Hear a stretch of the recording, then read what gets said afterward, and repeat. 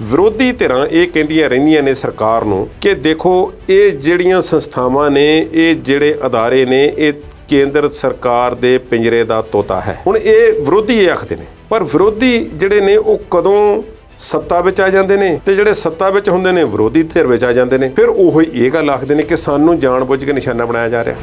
ਜਿਵੇਂ ਚੰਨੀ ਕਹਿੰਦੇ ਸੀ ਕਿ ਆਮ ਆਦਮੀ ਕੇਜਰੀਵਾਲ ਨਹੀਂ, ਆਮ ਆਦਮੀ ਮੈਂ ਹਾਂ, ਤੇ ਉਹ ਉਹਨਾਂ ਨੇ ਹੁਣ ਉਲਟਵਾਰ ਕੀਤਾ ਕਿ ਇਹ ਆਮ ਆਦਮੀ ਨਹੀਂ ਬਲਕਿ ਬੇਈਮਾਨ ਆਦਮੀ ਹੈ, ਇਸ ਦੇ ਘਰੋਂ ਇੰਨੀ ਰਾਸ਼ੀ ਫੜ ਹੋਈ ਹੈ। ਸੀਐਮ ਚੰਨੀ ਦੀ ਇੱਕ ਵਿਧਾਨ ਸਭਾ ਦੇ ਵਿੱਚ ਬੋਲਦਿਆਂ ਦੀ ਇੱਕ ਰਿਕਾਰਡਿੰਗ ਪਈ ਹੋਈ ਹੈ। ਉਸ ਵਿੱਚ ਉਹ ਕਹਿੰਦੇ ਨੇ ਜੇ ਪ੍ਰਕਾਸ਼ ਸਿੰਘ ਬਾਦਲ ਸੁਖਬੀਰ ਨੂੰ ਜੰਮਦੇ ਨੂੰ ਮਾਰ ਦਿੰਦਾ ਤੇ ਪੰਜਾਬ ਨੂੰ ਅੱਜ ਆਹ ਦਿਨ ਨਾ ਦੇਖਣਾ ਪੈਂਦਾ। ਭਾਜਪਾ ਵਾਲੇ ਆਪਣੇ ਤਰੀਕੇ ਨਾਲ ਲੱਗੇ ਹੋਏ ਨੇ, ਅਕਾਲੀ ਬਸਪਾ ਦੇ ਵਿੱਚ ਵੀ ਕਸ਼ਮਕਸ਼ ਜਾਰੀ ਹੈ, ਪਰ ਕਾਂਗਰਸ ਦੇ ਪਟਾਕੇ ਜਿਹੜੇ ਨੇ ਸਾਰਿਆਂ ਨਾਲੋਂ ਵਧੇਰੇ ਸੁਣਾਈ ਦਿੰਦੇ ਨੇ। ਕਾਂਗਰਸ ਵਿੱਚ ਠੰਡ ਨਹੀਂ ਵਰਤੀ ਤੇ ਅਜੇ ਵਰਤਣੀ ਵੀ ਨਹੀਂ, 2 ਸੀਟਾਂ ਬਦਲੀਆਂ ਵੀ ਜਾ ਸਕਦੀਆਂ ਨੇ। ਕੈਲਕੂਲੇਸ਼ਨ ਜਿਹੜੀ ਹੈ ਨਾ ਅਰਵਿੰਦ ਕੇਜਰੀਵਾਲ ਦੀ, ਜੇ ਅਸੀਂ ਗੱਲ ਕਰੀਏ, ਉਹ ਦਿੱਲੀ ਵਾਲਾ ਮੈਥਡ ਇੱਥੇ ਅਪਲਾਈ ਨਹੀਂ ਹੁੰਦਾ। ਇਹ ਗੱਲ ਉਹਨਾਂ ਨੂੰ ਸਮਝਣੀ ਪਏਗੀ। ਤੇ ਨਵਜੋਤ ਸਿੰਘ ਸਿੱਧੂ ਕਾਂਗਰਸ ਪਾਰਟੀ ਦੇ ਪ੍ਰਧਾਨ ਜਿਹੜੇ ਨੇ, ਉਹ ਤੇ ਆਪਣੀ ਪਾਰਟੀ ਦੇ ਅੰਦਰ ਹੀ ਨਹੀਂ ਲੋਕਾਂ ਨਾਲ ਖੁਸ਼ ਹੁੰਦੇ ਤੇ ਦੂਸਰੀ ਪਾਰਟੀ ਨਾਲ ਮਿਲ ਕੇ ਚੱਲਣ ਦਾ ਤਾਂ ਸਵਾਲ ਹੀ ਪੈਦਾ ਨਹੀਂ ਹੁੰਦਾ। ਸਾਨੂੰ ਸਮਝ ਲੈਣਾ ਚਾਹੀਦਾ ਹੈ ਕਿ ਮੁੱਖ ਮੰਤਰੀ ਚਰਨਜੀਤ ਸਿੰਘ ਚੰਨੀ ਨੂੰ ਹੀ ਅੱਗੇ ਰੱਖ ਕੇ ਇਲੈਕਸ਼ਨਾਂ ਜਿਹੜੀਆਂ ਹਨ ਪੰਜਾਬ ਵਿੱਚ ਕਾਂਗਰਸ ਲੜਨਾ ਚਾਹੁੰਦੀ ਹੈ। ਕੇਂਦਰੀ ਹਾਈ ਕਮਾਨ ਦਾ ਵੀ ਇਹੋ ਹੀ ਮੈਨੂੰ ਵਿਚਾਰ ਜਾਪਦਾ, ਇਸ ਤੋਂ ਵੱਖਰਾ ਨਹੀਂ। ਡਾਇਰੈਕਟੋਰੇਟ ਐਨਫੋਰਸਮੈਂਟ ਨੇ ਛਾਪੇਮਾਰੀ ਜੋ ਪਿਛਲੇ 20 ਸਾਲਾਂ 'ਚ ਨਹੀਂ ਸੀ ਕੀਤੀ, ਉਸ ਤੋਂ ਵੀ ਜ਼ਿਆਦਾ ਜਿਹੜੀ ਇਹਨਾਂ 10 ਸਾਲਾਂ ਦੇ ਵਿੱਚ ਕੀਤੀ ਹੈ। ਕੋਈ ਵਿਰੋਧੀ ਪਾਰਟੀਆਂ ਕਹਿੰਦੀਆਂ ਨੇ ਕਿ ਇਹੋ ਜਿਹੀਆਂ ਏਜੰਸੀਆਂ ਜਿਹੜੀਆਂ ਨੇ ਉਹ ਕੇਂਦਰ ਸਰਕਾਰ ਦੇ ਇਸ਼ਾਰੇ ਤੇ ਚੱਲਦੀਆਂ ਨੇ। ਜੇ ਇਹੋ ਹੀ ਸੱਚ ਹੈ ਤੇ ਫਿਰ ਹੋਰ ਕਾਰਵਾਈਆਂ ਹੋਣਗੀਆਂ, ਇਸ ਵਿੱਚ ਸਾਨੂੰ ਕੋਈ ਸ਼ੱਕ ਨਹੀਂ ਹੋਣਾ। ਜੋ ਦੱਸਿਆ ਗਿਆ ਕਿ ਦੇਸ਼ ਦੇ ਵਿੱਚ ਵਾਅਦਾ ਕੀਤਾ ਗਿਆ ਸੀ ਜਨਤਾ ਨਾਲ ਕਿ ਅਸੀਂ ਕਾਲਾ ਧਨ ਵਾਪਸ ਲਿਆਉਣਾ, ਜੋ ਵਿਦੇਸ਼ਾਂ ਦੀਆਂ ਬੈਂਕਾਂ ਵਿੱਚ ਜਮ੍ਹਾਂ ਹੈ, ਬਿਸਤਰਿਆਂ ਦੇ ਵਿੱਚ ਲਪੇਟਿਆ ਹੋਇਆ ਤੇ ਅਲਮਾਰੀਆਂ ਤਿਜੋਰੀਆਂ ਭਰੀਆਂ ਪਈਆਂ ਨੇ, ਸਾਰਾ ਅਸੀਂ ਕਢਵਾ ਲੈਣਾ, ਉਹ ਜਿਹੜੀਆਂ ਗੱਲਾਂ ਸੀ ਉਹ ਅੱਜ ਖੋਖਲੀਆਂ ਹੁੰਦੀਆਂ ਜਾਪਦੀਆਂ।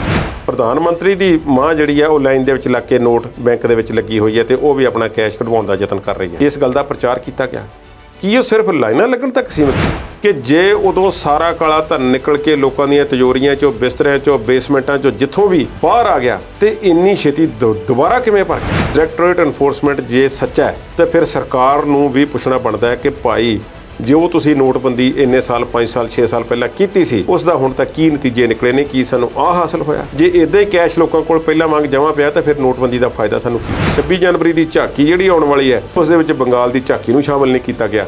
ਇਹ ਸਾਰਾ ਰਾਜਨੀਤੀ ਤੋਂ ਪ੍ਰੇਰਿਤ ਹੋ ਰਿਹਾ। ਨੈਸ਼ਨਲ ਵਾਰ ਮੈਮੋਰੀਅਲ ਦੇ ਵਿੱਚ ਕੋਈ ਵੱਡੀ ਜੋਤੀ ਜਗਾਉਣੀ ਵੀ ਸੀ ਜੋ ਸਾਰੇ ਸੁਤੰਤਰਤਾ ਸੰਗਰਾਮੀਆਂ ਨੂੰ ਸਭ ਨੂੰ ਯਾਦ ਕਰਦੇ ਹੋਏ ਜਗਾਈ ਜਾਵੇਗੀ, ਤੇ ਇਹਨੂੰ ਵੀ ਜਗਦੀ ਰਹਿਣ ਦਿੰਦੇ।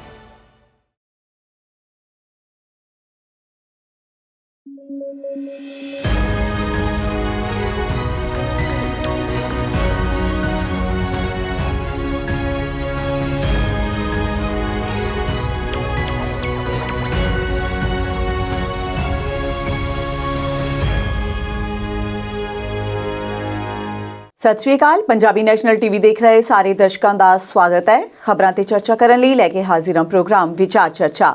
ਮੁੱਖ ਮੰਤਰੀ ਚਰਨਜੀਤ ਸਿੰਘ ਚੰਨੀ ਤੇ ਆਪ ਸੁਪਰੀਮੋ ਅਰਵਿੰਦ ਕੇਜਰੀਵਾਲ ਦੇ ਵਿਚਕਾਰ ਜੰਗ ਛਿੜ ਗਈ ਹੈ ਤੇ ਜੰਗ ਕਾਫੀ ਵੱਧਦੀ ਨਜ਼ਰ ਆ ਰਹੀ ਹੈ। ਉਧਰ ਸੁਖਪਾਲ ਸਿੰਘ ਖਹਿਰਾ ਨੂੰ ਭੁਲੱਥ ਹਲਕੇ ਤੋਂ ਕਾਂਗਰਸ ਨੇ ਟਿਕਟ ਤਾਂ ਦੇ ਦਿੱਤੀ ਹੈ, ਪਰ ਉਹਨਾਂ ਨੂੰ ਅਜੇ ਤੱਕ ਜ਼ਮਾਨਤ ਨਹੀਂ ਮਿਲੀ ਤੇ ਅਮਰ ਜਵਾਨ ਜੋਤੀ ਨੂੰ ਅੱਜ ਨੈਸ਼ਨਲ ਵਾਰ ਮੈਮੋਰੀਅਲ ਦੇ ਵਿੱਚ ਮਰਜ ਕੀਤਾ ਜਾ ਰਿਹਾ ਹੈ। ਇਹਨਾਂ ਤੇ ਕੁਝ ਹੋਰ ਮੁੱਦਿਆਂ ਤੇ ਚਰਚਾ ਕਰਾਂਗੇ ਤੇ ਚਰਚਾ ਕਰਨ ਲਈ ਮੇਰੇ ਨਾਲ ਨੇ ਜੀ ਸਾਡੇ ਮਾਹਿਰ ਮਹਿਮਾਨ ਸਰਦਾਰ ਕੁਲਦੀਪ ਸਿੰਘ ਹੀਰ ਜੀ। ਸਤਿ ਸ਼੍ਰੀ ਅਕਾਲ ਸਰ, ਸਵਾਗਤ ਹੈ। ਸਤਿ ਸ਼੍ਰੀ ਅਕਾਲ ਹਰਪ੍ਰੀਤ ਜੀ। ਕੁਲਦੀਪ ਜੀ, ਸਭ ਤੋਂ ਪਹਿਲਾਂ ਗੱਲ ਕਰੀਏ ਮੁੱਖ ਮੰਤਰੀ ਚਰਨਜੀਤ ਸਿੰਘ ਚੰਨੀ ਤੇ ਆਪ ਸੁਪਰੀਮੋ ਅਰਵਿੰਦ ਕੇਜਰੀਵਾਲ ਦੀ। ਇਹਨਾਂ ਦੀ ਜੰਗ ਛਿੜ ਚੁੱਕੀ ਹੈ ਜਦੋਂ ਆਪ ਸੁਪਰੀਮੋ ਨੇ ਚੰਨੀ ਦੇ ਰਿਸ਼ਤੇਦਾਰ ਦੇ ਘਰ ਈਡੀ ਦੇ ਛਾਪਿਆਂ ਤੋਂ ਬਾਅਦ ਟਵੀਟ ਕੀਤਾ ਹੈ ਤੇ ਉਸ ਤੋਂ ਬਾਅਦ ਚਰਨਜੀਤ ਸਿੰਘ ਚੰਨੀ ਕਾਫੀ ਗੁੱਸਾਏ ਨਜ਼ਰ ਆ ਰਹੇ ਨੇ ਤੇ ਕਾਫੀ ਕੁਝ ਉਹਨਾਂ ਨੇ ਇਹੋ ਜਿਹਾ ਕਹਿ ਦਿੱਤਾ ਹੈ ਜਿਹੜੇ ਅਸੀਂ ਇਹ ਕਵਾਂਗੇ ਕਿ ਉਹਨਾਂ ਦੇ ਜ਼ਖਮਾਂ ਤੇ ਲੂਣ ਛਿੜਕ ਰਿਹਾ ਹੈ। ਕੀ ਕਹਿਣਾ ਚਾਹੋਗੇ? ਅਰਵਿੰਦ ਕੇਜਰੀਵਾਲ ਪਿਛਲੇ ਕਈ ਸਾਲਾਂ ਤੋਂ ਇਹੋ ਜਿਹੀਆਂ ਸਮੱਸਿਆਵਾਂ ਵਿੱਚ ਫਸਦੇ ਰਹੇ ਨੇ। ਬਿਲਕੁਲ। ਉਹਨਾਂ ਨੇ, ਸਾਨੂੰ ਪਤਾ ਹੈ ਕਿ ਨਿਤਿਨ ਗਡਕਰੀ, ਅਰੁਣ ਜੇਟਲੀ, ਵਿਕਰਮ ਸਿੰਘ ਮਜੀਠੀਆ ਤੋਂ ਵਿਅਕਤੀਗਤ ਤੌਰ ਤੇ ਮੁਆਫੀ ਮੰਗੀ ਸੀ ਕਿ ਮੈਂ ਤੁਹਾਡੇ ਖਿਲਾਫ ਜਿਹੜੇ ਲਫ਼ਜ਼ ਹੁਣ ਤੱਕ ਵਰਤੇ ਨੇ ਮੈਂ ਉਹਨਾਂ ਪ੍ਰਤੀ ਮੁਆਫੀ ਮੰਗਦਾ। ਬਿਲਕੁਲ। ਕਿਉਂਕਿ ਮਾਨਹਾਨੀ ਦੇ ਕੇਸ ਜਿਹੜੇ ਸੀ ਉਹ ਦਰਜ ਹੋ ਗਏ ਸੀ ਜੀ। ਹੁਣ ਸੀਐਮ ਚੰਨੀ ਵੀ ਉਸੇ ਰਸਤੇ ਤੇ ਚੱਲ ਪਏ ਨੇ।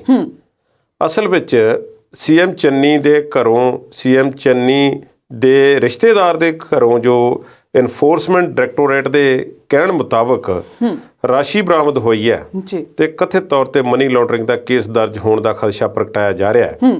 ਇਸ ਬਾਰੇ ਡਾਇਰੈਕਟਰ ਇਨਫੋਰਸਮੈਂਟ ਨੇ ਅਜੇ ਤੱਕ ਬਹੁਤੀ ਵਿਸਥਾਰ ਨਾਲ ਜਾਣਕਾਰੀ ਤਾਂ ਨਹੀਂ ਦਿੱਤੀ, ਜੀ ਪਰ ਜਿਵੇਂ ਲੱਗ ਰਿਹਾ ਕਿ ਛਾਪੇ ਤਾਂ ਪਏ ਸਨ, ਬਿਲਕੁਲ, ਕਿਉਂਕਿ ਰੌਲਾ ਸਾਰਿਆਂ ਨੇ ਪਾਇਆ। ਹੁਣ ਚਰਨਜੀਤ ਸਿੰਘ ਚੰਨੀ ਨੇ ਵੀ ਤੇ ਹੋਰਨਾਂ ਨੇ ਵੀ ਇਸ ਨੂੰ ਇਵੇਂ ਲਿਆ ਕਿ ਦੇਖੋ ਇਹ ਸਾਨੂੰ ਜਾਣ ਬੁੱਝ ਕੇ ਰਾਜਨੀਤਿਕ ਹਮਲੇ ਜਿਹੜੇ ਨੇ ਉਹ ਕੀਤੇ ਜਾ ਰਹੇ ਨੇ ਤੇ ਸਾਨੂੰ ਨਿਸ਼ਾਨਾ ਬਣਾਇਆ ਜਾ ਰਿਹਾ ਹੈ। ਹੁਣ ਡਾਇਰੈਕਟਰ ਇਨਫੋਰਸਮੈਂਟ ਇੱਕ ਕੇਂਦਰੀ ਜਾਂਚ ਏਜੰਸੀ ਹੈ ਜਿਹੜੀ ਜਾਂਚ ਕਰਦੀ ਹੈ ਆਪਣੇ ਆਪਣੇ ਹਿਸਾਬ ਨਾਲ ਆਰਥਿਕ ਜੋ ਬੇਨਿਯਮੀਆਂ ਨੇ ਬੇਸਿਕਲੀ ਜਾਂ ਆਰਥਿਕ ਇਲੀਗਲ ਐਕਟੀਵਿਟੀਜ਼ ਨੇ ਉਹਨਾਂ ਨੂੰ ਮੋਨੀਟਰ ਕਰਨ ਵਾਸਤੇ ਪੈਸੇ ਦਾ ਹਿਸਾਬ ਕਿਤਾਬ ਰੱਖਦੀ ਹੈ ਜੀ। ਹੁਣ ਇਨਫੋਰਸਮੈਂਟ ਡਾਇਰੈਕਟਰ ਹੈ, CBI ਹੈ, ਹੋਰ ਬਹੁਤ ਸਾਰੇ ਇਸ ਤਰ੍ਹਾਂ ਦੇ ਸਰਕਾਰੀ ਅਦਾਰੇ ਨੇ ਜਿਨ੍ਹਾਂ ਬਾਰੇ ਵਿਰੋਧੀ ਧਿਰਾਂ ਇਹ ਕਹਿੰਦੀਆਂ ਰਹਿੰਦੀਆਂ ਨੇ ਸਰਕਾਰ ਨੂੰ ਜੀ ਕਿ ਦੇਖੋ ਇਹ ਜਿਹੜੀਆਂ ਸੰਸਥਾਵਾਂ ਨੇ, ਇਹ ਜਿਹੜੇ ਅਦਾਰੇ ਨੇ, ਇਹ ਕੇਂਦਰ ਸਰਕਾਰ ਦੇ ਪਿੰਜਰੇ ਦਾ ਤੋਤਾ ਹੈ। ਬਿਲਕੁਲ। ਹੁਣ ਇਹ ਵਿਰੋਧੀ ਇਹ ਆਖਦੇ ਨੇ ਜੀ, ਪਰ ਵਿਰੋਧੀ ਜਿਹੜੇ ਨੇ ਉਹ ਕਦੋਂ ਸੱਤਾ ਵਿੱਚ ਆ ਜਾਂਦੇ ਨੇ ਤੇ ਜਿਹੜੇ ਸੱਤਾ ਵਿੱਚ ਹੁੰਦੇ ਨੇ ਵਿਰੋਧੀ ਧਿਰ ਵਿੱਚ ਆ ਜਾਂਦੇ ਨੇ। ਬਿਲਕੁਲ। ਫਿਰ ਉਹ ਇਹ ਗੱਲ ਆਖਦੇ ਨੇ ਕਿ ਸਾਨੂੰ ਜਾਣ ਬੁੱਝ ਕੇ ਨਿਸ਼ਾਨਾ ਬਣਾਇਆ ਜਾ ਰਿਹਾ। ਚਰਨਜੀਤ ਸਿੰਘ ਚੰਨੀ ਦੇ ਰਿਸ਼ਤੇਦਾਰ ਦੇ ਘਰ ਛਾਪੇ ਪਏ ਔਰ ਉਹਨਾਂ ਤੇ ਉਹਨਾਂ ਦੀ ਜਾਂਚ ਹੋ ਰਹੀ ਹੈ। ਇਸ ਨੂੰ ਬਹੁਤ ਸਾਰਿਆਂ ਨੇ ਮੁੱਦਾ ਬਣਾਇਆ ਜੀ, ਅਸਤੀਫੇ ਦੀ ਮੰਗ ਵੀ ਕੀਤੀ ਤੇ ਇਦਾਂ ਦੀਆਂ ਗੱਲਾਂ ਵੀ ਹੋਈਆਂ ਕਿ ਦੇਖੋ ਤੁਹਾਡੇ ਤੇ ਵੀ ਉਦੋਂ ਛਾਪੇ ਪਏ ਸੀ ਤੇ ਤੁਸੀਂ ਕਿਹੜਾ ਅਸਤੀਫਾ ਦਿੱਤਾ ਸੀ ਤੇ ਅਸੀਂ ਹੁਣ ਕਿਉਂ ਦਈਏ, ਸਾਡਾ ਇਹਦੇ ਵਿੱਚ ਕੀ ਕਸੂਰ ਹੈ। ਇਹ ਇੱਕ ਜੰਗ ਚੱਲ ਪਈ। ਸ਼ਮਸ਼ੇਰ ਸਿੰਘ ਦੁੱਲੋਂ ਪੰਜਾਬ ਕਾਂਗਰਸ ਦੇ ਸਾਬਕਾ ਪ੍ਰਧਾਨ ਵੀ ਕਹਿ ਰਹੇ ਨੇ ਕਿ ਦਲਿਤ ਮੁੱਖ ਮੰਤਰੀ ਨੂੰ ਜਾਣ ਬੁੱਝ ਕੇ ਟਾਰਗੇਟ ਕੀਤਾ ਜਾ ਰਿਹਾ ਜੀ। ਨਾਲ ਦੀ ਨਾਲ ਉਹਨਾਂ ਨੇ ਇਹ ਵੀ ਕਿਹਾ ਕਿ ਰਿਸ਼ਤੇਦਾਰਾਂ ਦੇ ਘਰੋਂ ਮਿਲਿਆ ਵਾ ਤੇ ਇਹਦੇ ਲਈ ਮੁੱਖ ਮੰਤਰੀ ਚਰਨਜੀਤ ਸਿੰਘ ਚੰਨੀ ਤੇ ਕਿਉਂ ਇਸ ਤਰ੍ਹਾਂ ਦੇ ਕਿਉਂ ਜ਼ਿੰਮੇਵਾਰ ਹੋਏ ਜੀ। ਤੇ ਹੁਣ ਕੇਜਰੀਵਾਲ ਨੇ ਆਪਣੇ ਗੱਲ ਇਹ ਬੜਾ ਇਸ ਕਰਕੇ ਪਾ ਲਈ ਹੈ। ਉਹਨਾਂ ਨੇ ਇੱਕ ਤਾਂ ਇਹ ਗੱਲ ਕਿਹਾ ਕਿ ਦੇਖੋ ਉਹ ਬੁਖਲਾਏ ਹੋਏ ਨੇ ਚਰਨਜੀਤ ਸਿੰਘ ਚੰਨੀ ਤੇ ਉਹਨਾਂ ਨੂੰ ਉਹਨਾਂ ਦੇ ਹਲਕੇ ਦੇ ਲੋਕ ਜਿਹੜੇ ਨੇ ਇਸ ਗੱਲ ਤੋਂ ਹੱਕੇ ਬੱਕੇ ਰਹਿ ਗਏ ਨੇ ਕਿ ਇੰਨੀ ਵੱਡੀ ਕਰੋੜਾਂ ਦੀ ਰਾਸ਼ੀ ਉਹਨਾਂ ਦੇ ਰਿਸ਼ਤੇਦਾਰ ਦੇ ਘਰੋਂ ਕਿਵੇਂ ਬਰਾਮਦ ਹੋਈ ਹੈ। ਬਿਲਕੁਲ। ਉਹ ਸਿੱਧਾ ਟਾਰਗੇਟ CM ਚੰਨੀ ਨੂੰ ਕਰ ਰਹੇ ਨੇ ਕੇਜਰੀਵਾਲ ਜੀ। ਕੇਜਰੀਵਾਲ ਇਸ ਹੱਦ ਤੱਕ ਪਹੁੰਚ ਗਏ, ਉਹਨਾਂ ਨੇ ਕਿਹਾ ਕਿ ਸਾਨੂੰ ਦਿਸ ਰਿਹਾ ਕਿ ਚਮਕੌਰ ਸਾਹਿਬ ਤੋਂ ਸਾਡੇ ਸਰਵੇਖਣ ਜਿਹੜੇ ਨੇ ਦੱਸ ਰਹੇ ਨੇ ਕਿ CM ਚੰਨੀ ਉੱਥੋਂ ਆਪਣੀ ਸੀਟ ਵੀ ਹਾਰ ਜਾਣਗੇ ਜੀ। ਇਹ ਬੜੀ ਇੰਟਰਸਟਿੰਗ ਗੱਲ ਆਪਣੇ ਆਪ 'ਚ। ਪਰ ਕੇਜਰੀਵਾਲ ਪਹਿਲਾਂ ਵੀ ਇਸ ਤਰ੍ਹਾਂ ਦੇ ਕਈ ਦਾਅਵੇ ਕਰਦੇ ਰਹਿੰਦੇ ਨੇ ਤੇ ਦਾਅਵੇ ਹਰ ਵਾਰੀ ਸੱਚ ਸਾਬਤ ਨਹੀਂ ਹੁੰਦੇ, ਕਿਤੇ ਹੀ ਕੋਈ ਦਾਅਵਾ ਸੱਚ ਸਾਬਤ ਹੁੰਦਾ ਇਸੇ ਤਰ੍ਹਾਂ ਦਾ ਜੀ। ਨਾਲ ਦੀ ਨਾਲ ਜਿਹੜਾ ਲਫ਼ਜ਼ ਉਹਨਾਂ ਨੇ ਵਰਤ ਦਿੱਤਾ ਕਿ ਇਹ ਇੱਕ ਆਮ ਆਦਮੀ ਨਹੀਂ, ਇਹ ਤੇ ਬੇਈਮਾਨ ਆਦਮੀ ਹੈ। ਹੁਣ ਜਿਵੇਂ ਚੰਨੀ ਕਹਿੰਦੇ ਸੀ ਕਿ ਆਮ ਆਦਮੀ ਕੇਜਰੀਵਾਲ ਨਹੀਂ, ਆਮ ਆਦਮੀ ਮੈਂ ਹਾਂ, ਤੇ ਉਹ ਉਹਨਾਂ ਨੇ ਹੁਣ ਉਲਟਵਾਰ ਕੀਤਾ ਕਿ ਇਹ ਆਮ ਆਦਮੀ ਨਹੀਂ ਬਲਕਿ ਬੇਈਮਾਨ ਆਦਮੀ ਹੈ, ਇਸ ਦੇ ਘਰੋਂ ਇੰਨੀ ਰਾਸ਼ੀ ਫੜ ਹੋਈ ਹੈ ਜੀ। ਇਹ ਕਹਿ ਦੇਣਾ ਕਿ ਇਸ ਦੇ ਘਰੋਂ ਫੜ ਹੋਈ ਹੈ ਜਾਂ ਉਸ ਦੇ ਦੂਰ ਦਰਾਡੇ ਦੇ ਕਿਸੇ ਰਿਸ਼ਤੇਦਾਰ ਦੇ ਫੜ ਹੋਈ ਜਾਂ ਨਹੀਂ ਹੋਈ ਹੈ, ਡਾਇਰੈਕਟਰ ਇਨਫੋਰਸਮੈਂਟ ਨੇ ਅਜੇ ਤੱਕ ਕਲੀਅਰ ਨਹੀਂ ਕੀਤਾ। ਇਹ ਗੱਲਾਂ ਦੇ ਵਿੱਚ ਫਰਕ ਹੁੰਦਾ ਹੈ। ਇਸੇ ਨੂੰ ਲੈ ਕੇ ਮੁੱਖ ਮੰਤਰੀ ਚੰਨੀ ਸਾਹਿਬ ਨੇ ਉਹਨਾਂ ਨੇ ਕਹਿ ਦਿੱਤਾ ਕਿ ਮੈਂ ਕੇਂਦਰੀ ਹਾਈ ਕਮਾਨ ਤੋਂ ਇਜਾਜ਼ਤ ਮੰਗ ਰਿਹਾ ਆਪਣੀ ਪਾਰਟੀ ਤੋਂ ਕਿ ਮੈਨੂੰ ਕੇਜਰੀਵਾਲ ਦੇ ਖਿਲਾਫ ਮਾਣਹਾਨੀ ਦਾਅਵਾ ਕਰਨ ਦੀ ਇਜਾਜ਼ਤ ਦਿੱਤੀ ਜਾਵੇ ਜੀ। ਔਰ ਨਾਲ ਉਹਨਾਂ ਨੇ ਸਾਰੇ ਯਾਦ ਕਰਾ ਦਿੱਤੇ ਨੇ ਕਿ ਪਹਿਲਾਂ ਵੀ ਇਹ ਕਈ ਵਾਰ ਮੁਆਫੀ ਮੰਗ ਚੁੱਕੇ ਨੇ। ਹੁਣ ਮੁਆਫੀ ਜਿੱਥੇ ਤੱਕ ਮੰਗਣ ਦੀ ਗੱਲ ਹੈ, ਇਹ ਤੇ ਹੋਰ ਵੀ ਕਈ ਪਾਰਟੀਆਂ ਦੇ ਆਗੂਆਂ ਨੂੰ ਸਮੇਂ-ਸਮੇਂ ਤੇ ਮੰਗਣੀ ਪਈ ਹੈ ਜੀ। ਕਾਂਗਰਸ ਦੇ ਇਸ ਵੇਲੇ ਬੜੇ ਤੇਜ਼ ਤਰਾਰ ਆਗੂ ਨੇ ਪੰਜਾਬ ਦੇ ਮਨੀਸ਼ ਤਿਵਾੜੀ ਜੀ, ਉਹਨਾਂ ਨੇ ਅੰਨਾ ਹਜ਼ਾਰੇ ਨੂੰ ਕਹਿ ਦਿੱਤਾ ਸੀ ਜਦੋਂ ਉਹਨਾਂ ਨੇ ਭ੍ਰਿਸ਼ਟਾਚਾਰ ਦੇ ਖਿਲਾਫ ਅੰਦੋਲਨ ਚਲਾਇਆ ਹੋਇਆ ਸੀ ਤੇ ਕਹਿ ਦਿੱਤਾ ਸੀ ਕਿ ਅੰਨਾ ਆਪ ਤੋਂ ਸਰ ਸੇ ਲੈ ਕੇ ਪਾਉਂ ਤੱਕ ਭ੍ਰਸ਼ਟ ਹੋ, ਤੇ ਬਾਅਦ ਵਿੱਚ ਮੁਆਫੀ ਮੰਗਣੀ ਪਈ ਸੀ। ਬਿਲਕੁਲ। ਹੁਣ ਪੰਜਾਬ ਦੇ ਵਿੱਚ ਜਾਂ ਭਾਰਤ ਦੇ ਵਿੱਚ ਇੱਕ ਦੂਸਰੇ ਨੂੰ ਆਗੂ ਕੀ ਕੁਝ ਕਹਿ ਦਿੰਦੇ ਨੇ, ਇਹ ਸਾਡੇ ਤੋਂ ਲੁਕਿਆ ਛੁਪਿਆ ਨਹੀਂ ਹੈ। ਮੀਡੀਆ ਵਿੱਚ ਮਾੜੀ ਮੋਟੀ ਜਾਣਕਾਰੀ ਰੱਖਣ ਵਾਲੇ ਜਿਹੜੇ ਸਾਡੇ ਦਰਸ਼ਕ ਨੇ ਉਹਨਾਂ ਨੂੰ ਭਲੀ ਭਾਂਤ ਪਤਾ ਹੋਵੇਗਾ ਕਿ ਕਿਸ ਤਰ੍ਹਾਂ ਬਿਲੋ ਦਾ ਬੈਲਟ ਜਿਹੜੇ ਨੇ ਗੱਲਾਂ ਕੀਤੀਆਂ ਜਾਂਦੀਆਂ ਨੇ ਜੀ। ਔਰ ਮੈਂ ਯਾਦ ਕਰਾ ਦੇਵਾਂ CM ਚੰਨੀ ਦੇ ਬਾਰੇ ਵੀ ਜੀ। CM ਚੰਨੀ ਦੀ ਇੱਕ ਵਿਧਾਨ ਸਭਾ ਦੇ ਵਿੱਚ ਬੋਲਦਿਆਂ ਦੀ ਇੱਕ ਰਿਕਾਰਡਿੰਗ ਪਈ ਹੋਈ ਹੈ ਜੀ, ਤੁਸੀਂ ਸੁਣ ਸਕਦੇ ਹੋ। ਉਸ ਵਿੱਚ ਉਹ ਕਹਿੰਦੇ ਨੇ ਜੇ ਪ੍ਰਕਾਸ਼ ਸਿੰਘ ਬਾਦਲ ਸੁਖਬੀਰ ਨੂੰ ਜੰਮਦੇ ਨੂੰ ਮਾਰ ਦਿੰਦਾ ਤੇ ਪੰਜਾਬ ਨੂੰ ਅੱਜ ਆ ਦਿਨ ਨਾ ਦੇਖਣਾ ਪੈਂਦਾ ਜੀ। ਇਹ ਕਿਹੜੀ ਵਰਡਿੰਗ ਹੋਈ? ਬਿਲਕੁਲ। ਜੰਮਦੇ ਨੂੰ ਮਾਰ ਦਿੰਦਾ, ਇਹ ਕੋਈ ਜੰਗਲ ਰਾਜ ਹੈ ਜੀ। ਇੱਕ ਉਸ ਵੇਲੇ ਪਤਾ ਨਹੀਂ ਉਹ ਮੰਤਰੀ ਸਨ ਜਾਂ ਮੁੱਖ ਮੰਤਰੀ ਬਾਅਦ ਵਿੱਚ ਬਣੇ ਨੇ ਜਾਂ ਬਾਅਦ ਦੀ ਹੈ, ਸਾਨੂੰ ਇਸ ਗੱਲ ਦਾ ਪਤਾ ਨਹੀਂ। ਬਹੁਤ ਗੈਰ ਜ਼ਿੰਮੇਵਾਰਾਨਾ ਜਿਹੜੇ ਨੇ ਉਹ ਬਿਆਨ ਜਿਹੜੇ ਨੇ ਸਮੇਂ-ਸਮੇਂ ਤੇ ਦਿੱਤੇ ਜਾਂਦੇ ਨੇ। ਇੱਕ ਦੂਸਰੇ ਦੇ ਖਿਲਾਫ ਭੱਦੀ ਸ਼ਬਦਾਵਲੀ ਤੇ ਲਫ਼ਜ਼ ਜਿਹੜੇ ਨੇ ਵਰਤ ਜਾਣੇ ਤੇ ਬਾਂਦਰ ਤੱਕ ਆਖ ਦੇਣਾ, ਜਿਹੜੇ ਲਫ਼ਜ਼ ਪਿਛਲੇ ਦਿਨਾਂ ਵਿੱਚ ਵਰਤੇ ਗਏ ਨੇ, ਜੀ ਇਹ ਬਹੁਤ ਮਾੜੀ ਗੱਲ ਹੈ। ਇਹਨਾਂ ਤੋਂ ਓਵਰਆਲ ਜਿਹੜਾ ਹੈ ਸਾਨੂੰ ਛੁਟਕਾਰਾ ਮਿਲਣਾ ਚਾਹੀਦਾ ਕਿਸੇ ਤਰੀਕੇ ਨਾਲ, ਪਰ ਛੁਟਕਾਰਾ ਮਿਲਦਾ ਦਿਸਦਾ ਨਹੀਂ, ਇਹ ਵੱਧ ਰਹੇ ਨੇ। ਤੇ ਸ਼ਾਇਦ ਮਾਣਹਾਨੀ ਦਾ ਕੇਸ ਕਿਸੇ ਹੱਦ ਤੱਕ ਇਸ ਨੂੰ ਸੋਲਵ ਕਰ ਦੇਵੇ, ਪਰ ਬਹੁਤਾ ਫਰਕ ਨਹੀਂ ਪੈਣ ਵਾਲਾ। ਭੁੱਲ ਭੁਲਾ ਜਾਂਦੇ ਨੇ, ਕਿਉਂਕਿ ਮਾਣਹਾਨੀ ਦੇ ਕੇਸ ਅੱਜ ਤੱਕ ਸਾਬਤ ਵੀ ਕਿੰਨੇ ਕੁ ਹੋਏ ਨੇ ਤੇ ਕਿੰਨੇ ਕੁ ਨੂੰ ਸਜ਼ਾ ਹੋਈ ਹੈ ਤੇ ਜੁਰਮਾਨਾ ਹੋਇਆ, ਬਹੁਤ ਘੱਟ ਉਦਾਹਰਨਾਂ ਇਸ ਗੱਲ ਦੀਆਂ ਮਿਲਦੀਆਂ ਨੇ। ਪਰ ਇੱਕ ਗੱਲ ਹੈ, ਜਿਵੇਂ ਕਦੀ ਕਿਸੇ ਨੂੰ ਚੋਰ ਕਹਿ ਦੇਣਾ, ਬੇਈਮਾਨ ਆਖ ਦੇਣਾ, ਇਸ ਗੱਲ ਨੂੰ ਕਾਫੀ ਮਾੜਾ ਸਮਝਿਆ ਜਾਂਦਾ ਹੈ। ਇੱਕ ਲਫ਼ਜ਼ ਕਿਸੇ ਨੂੰ ਵੈਸੇ ਭੱਦਾ ਬੋਲ ਦੇਣਾ ਉਹ ਇੱਕ ਵੱਖਰੀ ਗੱਲ ਹੈ, ਪਰ ਇਸ ਤਰ੍ਹਾਂ ਇੱਕ ਓਵਰਆਲ ਉਸਦੇ ਕਰੈਕਟਰ ਅਸੈਸੀਨੇਸ਼ਨ ਦਾ ਲਫ਼ਜ਼ ਵਰਤ ਦੇਣਾ ਜਿਸ ਦੇ ਨਾਲ ਬਿਲਕੁਲ ਹੀ ਜ਼ੀਰੋ ਹੀ ਮਿੱਟੀ ਅਗਲਾ ਬੰਦਾ ਹੋ ਜਾਵੇ, ਇਸ ਨੂੰ ਫਿਰ ਮਾੜਾ ਸਮਝਿਆ ਜਾਂਦਾ। ਕੇਜਰੀਵਾਲ ਨੇ, ਮੈਂ ਸਮਝਦਾ ਆਪਣੇ ਤੌਰ ਤੇ, ਵਿਅਕਤੀਗਤ ਤੌਰ ਤੇ, ਕਿ ਉਹਨਾਂ ਨੇ ਹੱਦ ਲੰਘੀ ਹੈ ਜੀ, ਤੇ ਉਹਨਾਂ ਨੂੰ ਜ਼ਾਹਰਾ ਤੌਰ ਤੇ ਉਹ ਮਾਣਹਾਨੀ ਕੇਸ ਹੋਣ ਤੱਕ ਜਾਂ ਵੋਟਾਂ ਤੋਂ ਬਾਅਦ ਤੱਕ ਜਾਂ ਪਹਿਲਾਂ ਹੀ ਮਾਫੀ ਤੇ ਅਖੀਰ ਮੰਗਣੀ ਪਏਗੀ ਉਹਨਾਂ ਨੂੰ। ਜੇ ਕੇਸ ਦਰਜ ਹੋ ਜਾਂਦਾ ਹੈ ਜੀ ਤੇ ਫਿਰ ਉਹਨਾਂ ਨੂੰ ਮੰਗੀ ਲੈਣੀ ਚਾਹੀਦੀ ਹੈ, ਇਹ ਕਿਹੜਾ ਪਹਿਲੀ ਵਾਰ ਮੰਗਣੀ। ਜੀ ਕੁਲਦੀਪ ਜੀ, ਜੇ ਅਸੀਂ ਦੇਖੀਏ ਤਾਂ ਸਿਆਸਤ ਦੇ ਵਿੱਚ ਭਾਸ਼ਾ ਦਾ ਪੱਧਰ ਹੈ ਜਿਹੜਾ ਉਹ ਕਾਫੀ ਜ਼ਿਆਦਾ ਗਿਰਦਾ ਜਾ ਰਿਹਾ ਹੈ ਪਿਛਲੇ ਕੁਝ ਸਮੇਂ ਤੋਂ। ਤੇ ਜੇ ਹੁਣ ਅਸੀਂ ਗੱਲ ਕਰੀਏ ਕਿ ਕਾਂਗਰਸ ਪਾਰਟੀ ਦੀ, ਤੇ ਤੁਹਾਨੂੰ ਕੀ ਲੱਗਦਾ ਹੈ ਕਿ ਕਾਂਗਰਸ ਪਾਰਟੀ ਦੇ ਵਿੱਚ ਇਸ ਵੇਲੇ ਹੁਣ ਠੰਡ ਵਰਤ ਚੁੱਕੀ ਹੈ? ਸਾਰੇ ਜਿੰਨੇ ਵੀ ਸਾਡੇ ਨੇਤਾ ਨੇ ਉਹ ਇਸ ਵੇਲੇ ਠੰਡੇ ਹੋ ਗਏ ਨੇ, ਜਾਂ ਫਿਰ ਇਹ ਤੂਫਾਨ ਤੋਂ ਪਹਿਲਾਂ ਦੀ ਸ਼ਾਂਤੀ ਹੈ? ਇਸ ਠੰਡ ਜਿਹੜੀ ਹੈ ਇਸ ਵੇਲੇ ਪੰਜਾਬ ਦੇ ਵਿੱਚ ਜੀ, ਇਹ ਮੌਸਮੀ ਠੰਡ ਹੈ ਜੀ।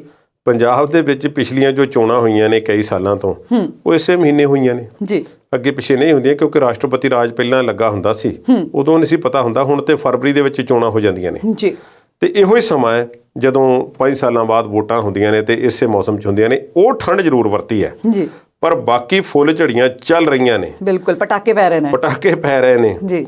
ਫੁੱਲ ਝੜੀਆਂ ਦੂਸਰੀਆਂ ਪਾਰਟੀਆਂ ਵਿੱਚ ਵੀ ਨੇ, ਆਮ ਆਦਮੀ ਪਾਰਟੀ ਵਿੱਚ ਵੀ ਹੈ, ਅਕਾਲੀ ਦਲ ਵਿੱਚ ਵੀ ਹੈ, ਭਾਜਪਾ ਵਾਲੇ ਆਪਣੇ ਤਰੀਕੇ ਨਾਲ ਲੱਗੇ ਹੋਏ ਨੇ, ਅਕਾਲੀ ਬਸਪਾ ਦੇ ਵਿੱਚ ਵੀ ਕਸ਼ਮਕਸ਼ ਜਾਰੀ ਹੈ। ਬਿਲਕੁਲ, ਪਰ ਕਾਂਗਰਸ ਦੇ ਪਟਾਕੇ ਜਿਹੜੇ ਨੇ ਸਾਰੇ ਨਾਲੋਂ ਵਧੇਰੇ ਸੁਣਾਈ ਦਿੰਦੇ ਨੇ ਜੀ। ਇਸ ਤਰ੍ਹਾਂ ਦਾ ਸਿਸਟਮ ਕਾਂਗਰਸ ਨੇ ਬਣਾ ਲਿਆ ਕਿ ਕਦੇ ਬਹੁਤ ਮਜ਼ਬੂਤ ਹੋਇਆ ਕਰਦੀ ਸੀ ਕਾਂਗਰਸ ਦੀ ਕੇਂਦਰੀ ਹਾਈਕਮਾਨ ਜੀ, ਕਿਉਂਕਿ ਪੰਜਾਬ ਭਾਰਤ ਦੇ 25 ਸੂਬੇ ਹੋਇਆ ਕਰਦੇ ਸਨ ਤੇ 25 ਦੇ ਵਿੱਚੋਂ 22-23 ਦੇ ਵਿੱਚ ਕਾਂਗਰਸ ਦਾ ਰਾਜ ਹੁੰਦਾ ਸੀ ਤੇ ਚਮਦੀਆਂ ਚਲਾਉਂਦੇ ਸਨ। ਕੋਈ ਬੋਲਦਾ ਸੀ ਪਾਰਟੀ ਦੇ ਖਿਲਾਫ ਤੇ ਜਾਂ ਪਾਰਟੀ ਦੇ ਖਿਲਾਫ ਇੱਕ ਵੀ ਐਕਟੀਵਿਟੀ ਉਸਦੀ ਹੁੰਦੀ ਸੀ ਤੇ ਕਾਰਨ ਦੱਸੋ, ਨੋਟਿਸ ਤੇ ਜਵਾਬ ਦੇਣ ਤੋਂ ਪਹਿਲਾਂ ਪਾਰਟੀ ਚੋਂ ਬਾਹਰ, ਇਸ ਤਰ੍ਹਾਂ ਦਾ ਹੁੰਦਾ ਸੀ। ਹੁਣ ਦੇਖੋ ਹੋਇਆ ਕਿ ਸੁਲਤਾਨਪੁਰ ਲੋਧੀ ਦੀ ਮੈਂ ਗੱਲ ਕਰਦਾ, ਉੱਥੇ ਸਿਟਿੰਗ MLA ਨੇ ਤੇ ਕਾਂਗਰਸ ਦੀ ਟਿਕਟ ਪ੍ਰਾਪਤ ਨਵਤੇਜ ਸਿੰਘ ਚੀਮਾ ਨੇ ਜੀ, ਉਹਨਾਂ ਦੇ ਵਿਚਕਾਰ ਤੇ ਰਾਣਾ ਗੁਰਜੀਤ ਦੇ ਪਰਿਵਾਰ ਦੇ ਵਿਚਕਾਰ ਇੱਕ ਤਿੱਖੀ ਕਸ਼ਮਕਸ਼ ਜਿਹੜੀ ਆ ਚੱਲ ਪਈ ਆ। ਬਿਲਕੁਲ, ਇਸ ਨੂੰ ਜਨਮ ਖੁਦ ਰਾਣਾ ਗੁਰਜੀਤ ਸਿੰਘ ਦੇ ਪਰਿਵਾਰ ਨੇ ਹੀ ਦਿੱਤਾ।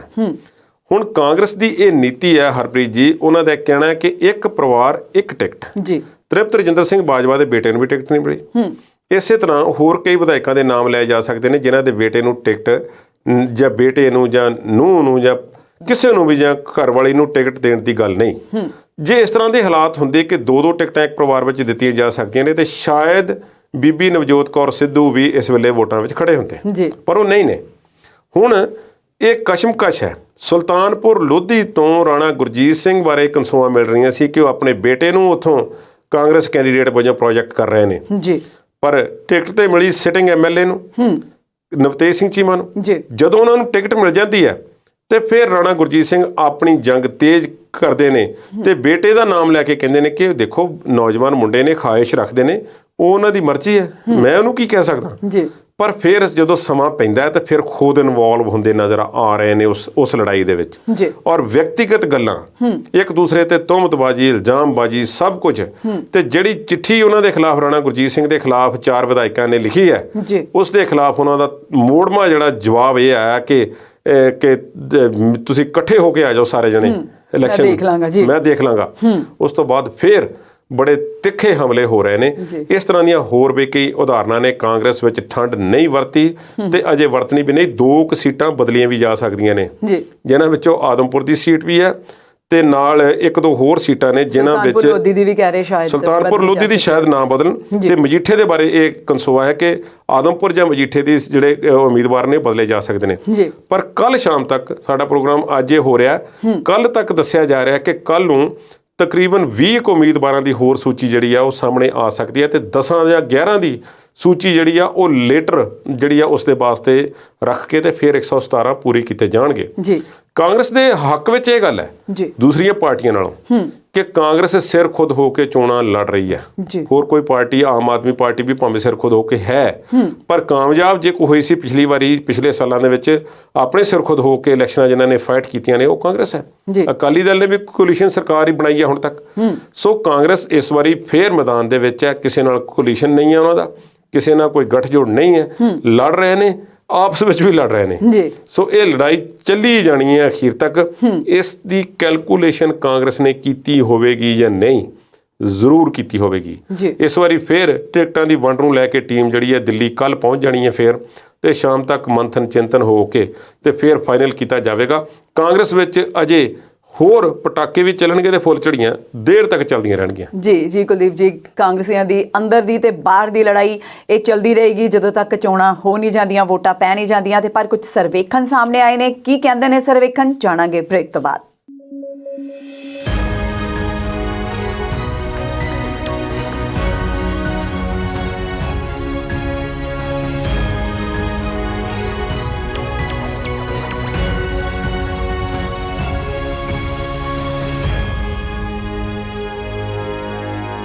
ਕੁਲਦੀਪ ਜੀ, ਗੱਲ ਕਰ ਰਹੇ ਸੀ ਅਸੀਂ ਸਰਵੇਖਣਾਂ ਦੀ। ਵੈਸੇ ਤਾਂ ਸਰਵੇਖਣ ਜਿਹੜੇ ਉਹ ਹਰ ਵਾਰ ਹੁੰਦੇ ਨੇ, ਸਾਡੇ ਸਾਹਮਣੇ ਆਉਂਦੇ ਹੀ ਨੇ, ਪਰ ਇਸ ਵਾਰ ਸਰਵੇਖਣ ਕੁਝ ਜ਼ਿਆਦਾ ਹੀ ਹੋ ਰਹੇ ਨੇ। ਇੰਜ ਲੱਗਦਾ ਜਿਵੇਂ ਹਰ ਪਾਰਟੀ ਆਪਣਾ ਸਰਵੇਖਣ ਕਰਵਾ ਰਹੀ ਹੈ ਤੇ ਆਪਣੇ ਆਪ ਨੂੰ ਉੱਪਰ ਦਿਖਾ ਰਹੀ ਹੈ। ਕੀ ਕਹਿਣਾ ਚਾਹੋਗੇ? ਜਦੋਂ 2017 ਦੇ ਵਿੱਚ ਪੰਜਾਬ 'ਚ ਵਿਧਾਨ ਸਭਾ ਚੋਣਾਂ ਹੋਈਆਂ ਸੀ ਜੀ, ਤੇ ਉਸ ਤੋਂ ਪਹਿਲਾਂ ਦਿੱਲੀ ਦੇ ਵਿੱਚ ਅਰਵਿੰਦ ਕੇਜਰੀਵਾਲ ਆਪਣੀਆਂ ਚੋਣਾਂ ਜਿੱਤ ਕੇ ਹਟੇ ਸਨ। ਥੋੜਾ ਸਮਾਂ ਹੀ ਹੋਇਆ ਸੀ, ਬਹੁਤਾ ਨਹੀਂ ਸੀ ਜੀ। ਤੇ ਕਹਿੰਦੇ ਨੇ ਕਿ ਉਸ ਵੇਲੇ ਇੱਕ ਟੀਵੀ ਚੈਨਲ ਦੀ ਡਿਬੇਟ ਦੇ ਦੌਰਾਨ ਜੀ ਉਹਨਾਂ ਨੇ ਉੱਥੇ ਕਥਿਤ ਤੌਰ ਤੇ ਆਫਲਾਈਨ ਕਹਿ ਦਿੱਤਾ ਸੀ ਕਿ ਪਾਰਟੀ ਸਾਡੀ ਸਰਕਾਰ ਬਣਾਵੇਗੀ ਦਿੱਲੀ ਦੇ ਵਿੱਚ ਤੇ ਕਾਂਗਰਸ ਨੂੰ ਹੋ ਸਕਦਾ ਹੈ ਕਿ ਗੋਲ ਅੰਡਾ ਮਿਲੇ। ਜੀ ਉਹ ਬੜੇ ਸੱਚ ਸਾਬਤ ਹੋਏ। ਫਿਰ ਪੰਜਾਬ ਚੋਣਾਂ ਦੇ ਬਾਬਤ ਵੀ ਉਹਨਾਂ ਨੇ ਭਵਿੱਖਬਾਣੀ ਕੀਤੀ ਜੀ ਤੇ ਇੱਕ ਕਾਗਜ਼ ਦੇ ਟੁਕੜੇ ਤੇ ਲਿਖ ਕੇ ਇੱਕ ਚੈਨਲ ਦੇ ਟੇਬਲ ਤੇ ਰੱਖ ਕੇ ਆ ਗਏ ਕਿ ਪੰਜਾਬ ਵਿੱਚ ਸਾਡੀ ਸਰਕਾਰ ਬਣ ਰਹੀ ਹੈ। ਜੀ ਸਰਕਾਰ ਨਹੀਂ ਬਣੀ। ਕੈਲਕੂਲੇਸ਼ਨ ਜਿਹੜੀ ਹੈ ਨਾ ਅਰਵਿੰਦ ਕੇਜਰੀਵਾਲ ਦੀ, ਜੇ ਅਸੀਂ ਗੱਲ ਕਰੀਏ, ਜੀ ਉਹ ਦਿੱਲੀ ਵਾਲਾ ਮੈਥਡ ਇੱਥੇ ਅਪਲਾਈ ਨਹੀਂ ਹੁੰਦਾ। ਇਹ ਗੱਲ ਉਹਨਾਂ ਨੂੰ ਸਮਝਣੀ ਪਏਗੀ। ਜੀ ਦਿੱਲੀ ਦਿਲ ਵਾਲਿਆਂ ਦੀ ਹੈ ਤੇ ਪੰਜਾਬ ਤੇ ਤੁਹਾਨੂੰ ਪਤਾ ਫਿਰ ਪੰਜਾਬੀਆਂ ਦਾ ਹੈ। ਇਹ ਆਪਣੇ ਹਿਸਾਬ ਨਾਲ ਚੱਲਦੇ ਨੇ। ਇੱਥੇ ਹਰ ਰੰਗ ਹੈ।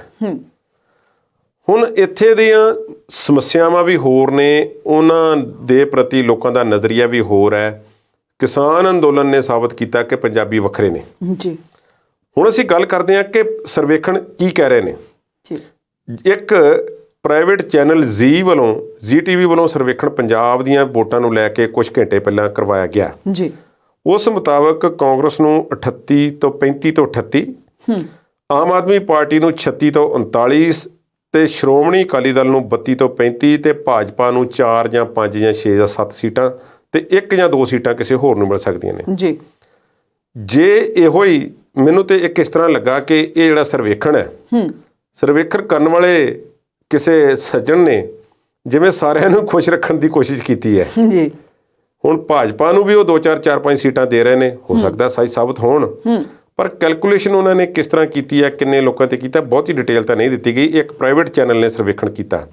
ਇਸ ਦੇ ਨਾਲ ਤਾਂ ਫਿਰ ਲੰਗੜੀ ਸਰਕਾਰ ਅਸੀਂ ਵੇਖ ਸਕਦੇ ਹਾਂ ਕਿ ਪੰਜਾਬ ਵਿੱਚ ਬਣੇਗੀ। ਜੀ ਜੇ ਇਹੋ ਹੀ ਹਾਲਾਤ ਜਿਹੜੇ ਇਹ ਨੰਬਰਸ ਮੈਂ ਤੁਹਾਨੂੰ ਦੱਸੇ ਨੇ ਕਿ ਕਾਂਗਰਸ ਨੂੰ 35 ਤੋਂ 38 ਤੇ ਆਮ ਆਦਮੀ ਪਾਰਟੀ ਨੂੰ 36 ਤੋਂ 39 ਤੇ ਅਕਾਲੀ ਦਲ ਨੂੰ 25 30 ਸੀਟਾਂ, ਤੇ ਫਿਰ ਤੇ ਇਹ ਗੱਲ ਇਹ ਹੈ ਕਿ ਬਹੁਮਤ ਕਿਸੇ ਨੂੰ ਵੀ ਨਹੀਂ ਮਿਲਦਾ ਪਿਆ। ਬਹੁਮਤ ਕਿਸੇ ਨੂੰ ਨਹੀਂ ਮਿਲਦਾ, ਪਰ ਕੌਣ ਕਿਹਦੀ ਸਪੋਰਟ ਕਰੇਗਾ? ਜੀ ਜਿਸ ਤਰ੍ਹਾਂ ਦੀ ਦੂਸ਼ਣਬਾਜ਼ੀ, ਬਿਆਨਬਾਜ਼ੀ ਇੱਕ ਦੂਸਰੇ ਨੂੰ ਲੈ ਕੇ ਹੋਈ ਹੈ ਪਿਛਲੇ ਸਮੇਂ ਵਿੱਚ, ਤੇ ਨਵਜੋਤ ਸਿੰਘ ਸਿੱਧੂ ਕਾਂਗਰਸ ਪਾਰਟੀ ਦੇ ਪ੍ਰਧਾਨ ਜਿਹੜੇ ਨੇ, ਉਹ ਤੇ ਆਪਣੀ ਪਾਰਟੀ ਦੇ ਅੰਦਰ ਹੀ ਨਹੀਂ ਲੋਕਾਂ ਨਾਲ ਖੁਸ਼ ਹੁੰਦੇ ਤੇ ਦੂਸਰੀ ਪਾਰਟੀ ਨਾਲ ਮਿਲ ਕੇ ਚੱਲਣ ਦਾ ਤਾਂ ਸਵਾਲ ਹੀ ਪੈਦਾ ਨਹੀਂ ਹੁੰਦਾ। ਬਿਲਕੁਲ। ਫਿਰ ਉਹ ਗੱਠਜੋੜ ਕਿਵੇਂ ਬਣੇਗਾ? ਜੀ ਖੈਰ ਇਹ ਗੱਲਾਂ ਨੇ। ਇਹ ਸਰਵੇਖਣ ਅਜੇ ਤੱਕ ਆਇਆ, ਸਰਵੇਖਣ ਸਿਰਫ ਸਰਵੇਖਣ ਹੁੰਦਾ ਹੈ। ਇਸ ਦੇ ਬਾਰੇ ਕੋਈ ਅਸੀਂ ਠੋਸ ਕੋਈ ਫੈਸਲਾ ਲੈ ਕੇ ਅੱਗੇ ਵਧਣਾ ਸ਼ੁਰੂ ਕਰ ਦਈਏ, ਇਹ ਕੋਈ ਸਿਆਣਪ ਨਹੀਂ ਹੋਵੇਗੀ। ਜੀ ਕੁਲਦੀਪ ਜੀ, ਸੀਐਮ ਫੇਸ ਦੇ ਲਈ ਵੀ ਇੱਕ ਸਰਵੇਖਣ ਸਾਹਮਣੇ ਆ ਰਿਹਾ ਹੈ ਜਿਹਦੇ ਵਿੱਚ ਕਾਂਗਰਸ ਵੱਲੋਂ ਕਿਹਾ ਜਾ ਰਿਹਾ ਹੈ ਕਿ ਚਰਨਜੀਤ ਸਿੰਘ ਚੰਨੀ ਨੰਬਰ 1 ਤੇ ਆ ਰਹੇ ਨੇ। ਕੀ ਕਹਿਣਾ ਚਾਹੋਗੇ? ਕਾਂਗਰਸ ਵੱਲੋਂ ਆਪਣੇ ਤੌਰ ਤੇ ਇਸ ਦੀ ਪ੍ਰੋੜਤਾ ਨੇ ਅਧਿਕਾਰਤ ਤੌਰ ਤੇ ਨਹੀਂ ਕੀਤੀ ਗਈ। ਦੇਖੋ, ਕਾਂਗਰਸ ਦੀ ਗੱਲ ਇਹ ਹੈ ਜੀ ਕਾਂਗਰਸ ਨੇ ਜੇ ਆਪਣੇ ਤੌਰ ਤੇ ਸਰਵੇਖਣ ਕਰਵਾਉਣਾ ਹੁੰਦਾ ਜੀ ਤੇ ਫਿਰ ਤੇ ਉਹਨਾਂ ਨੂੰ ਇਹ ਕਹਿਣਾ ਚਾਹੀਦਾ ਸੀ ਆਮ ਆਦਮੀ ਪਾਰਟੀ ਵਾਂਗ ਕਿ ਭਾਈ ਅਸੀਂ ਸਰਵੇਖਣ ਕਰਵਾਉਣ ਜਾ ਰਹੇ ਹਾਂ ਤੇ ਸਾਡੇ ਸਰਵੇਖਣ ਦਾ ਜਵਾਬ ਇਸ ਤਰੀਕੇ ਨਾਲ ਆਨਲਾਈਨ ਜਾਂ ਫੋਨ ਤੇ ਜਾਂ ਕਿਸੇ ਸੰਦੇਸ਼ ਦੇ ਜ਼ਰੀਏ ਸਾਨੂੰ ਦਿਓ ਜੀ, ਵੋਟਾਂ ਪਾਓ। ਤੇ ਇੰਟਰਸਟਿੰਗ ਵੀ ਬਹੁਤ ਹੋਣਾ ਸੀ ਕਿਉਂਕਿ ਕਾਂਗਰਸ ਦੇ ਅੰਦਰ ਜੋ ਇਸ ਵੇਲੇ ਅੰਦਰੂਨੀ ਜੰਗ ਛਿੜੀ ਹੋਈ ਹੈ ਸੀਐਮ ਦੀ ਕੁਰਸੀ ਨੂੰ ਲੈ ਕੇ, ਉਹ ਸਾਰਿਆਂ ਦੇ ਸਾਹਮਣੇ ਆਉਣੀ ਸੀ। ਭਗਵੰਤ ਮਾਨ ਵਾਲਾ ਤੇ ਜਿਸ ਦਿਨ ਆਮ ਆਦਮੀ ਪਾਰਟੀ ਨੇ ਨੰਬਰ ਜਾਰੀ ਕੀਤਾ ਤਕਰੀਬਨ ਓਬਵੀਅਸ ਸੀ ਕਿ ਭਗਵੰਤ ਮਾਨ ਦਾ ਨਾਮ ਹੀ ਆਏਗਾ ਕਿਉਂਕਿ ਮੁਕਾਬਲੇ ਤੇ ਕੋਈ ਕੈਂਡੀਡੇਟ ਨਹੀਂ ਸੀ ਜੀ। ਪਰ ਇੱਥੇ ਕਹਾਣੀ ਹੋਰ ਹੈ।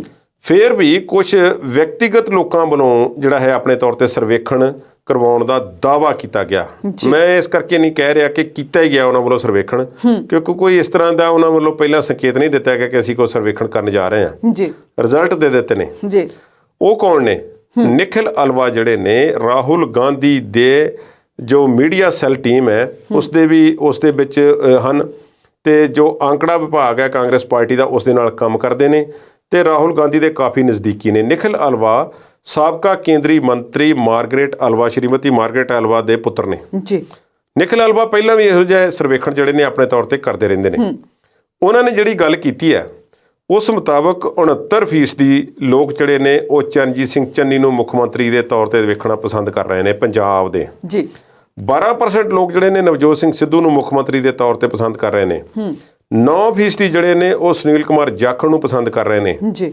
ਤੇ ਸਭ ਤੋਂ ਇੰਟਰਸਟਿੰਗ ਜਿਹੜੀ ਗੱਲ ਹੈ ਕਿ 10% ਕਹਿੰਦੇ ਨੇ ਕਿ ਸੀਐਮ ਫੇਸ ਦੀ ਲੋੜ ਨਹੀਂ ਹੈ, ਤੁਸੀਂ ਵੋਟਾਂ ਕਰਵਾਓ ਬਾਅਦ ਵਿੱਚ ਦੇਖਾਂਗੇ ਜੀ। ਸੋ ਇਹ ਸਰਵੇਖਣ ਹੈ।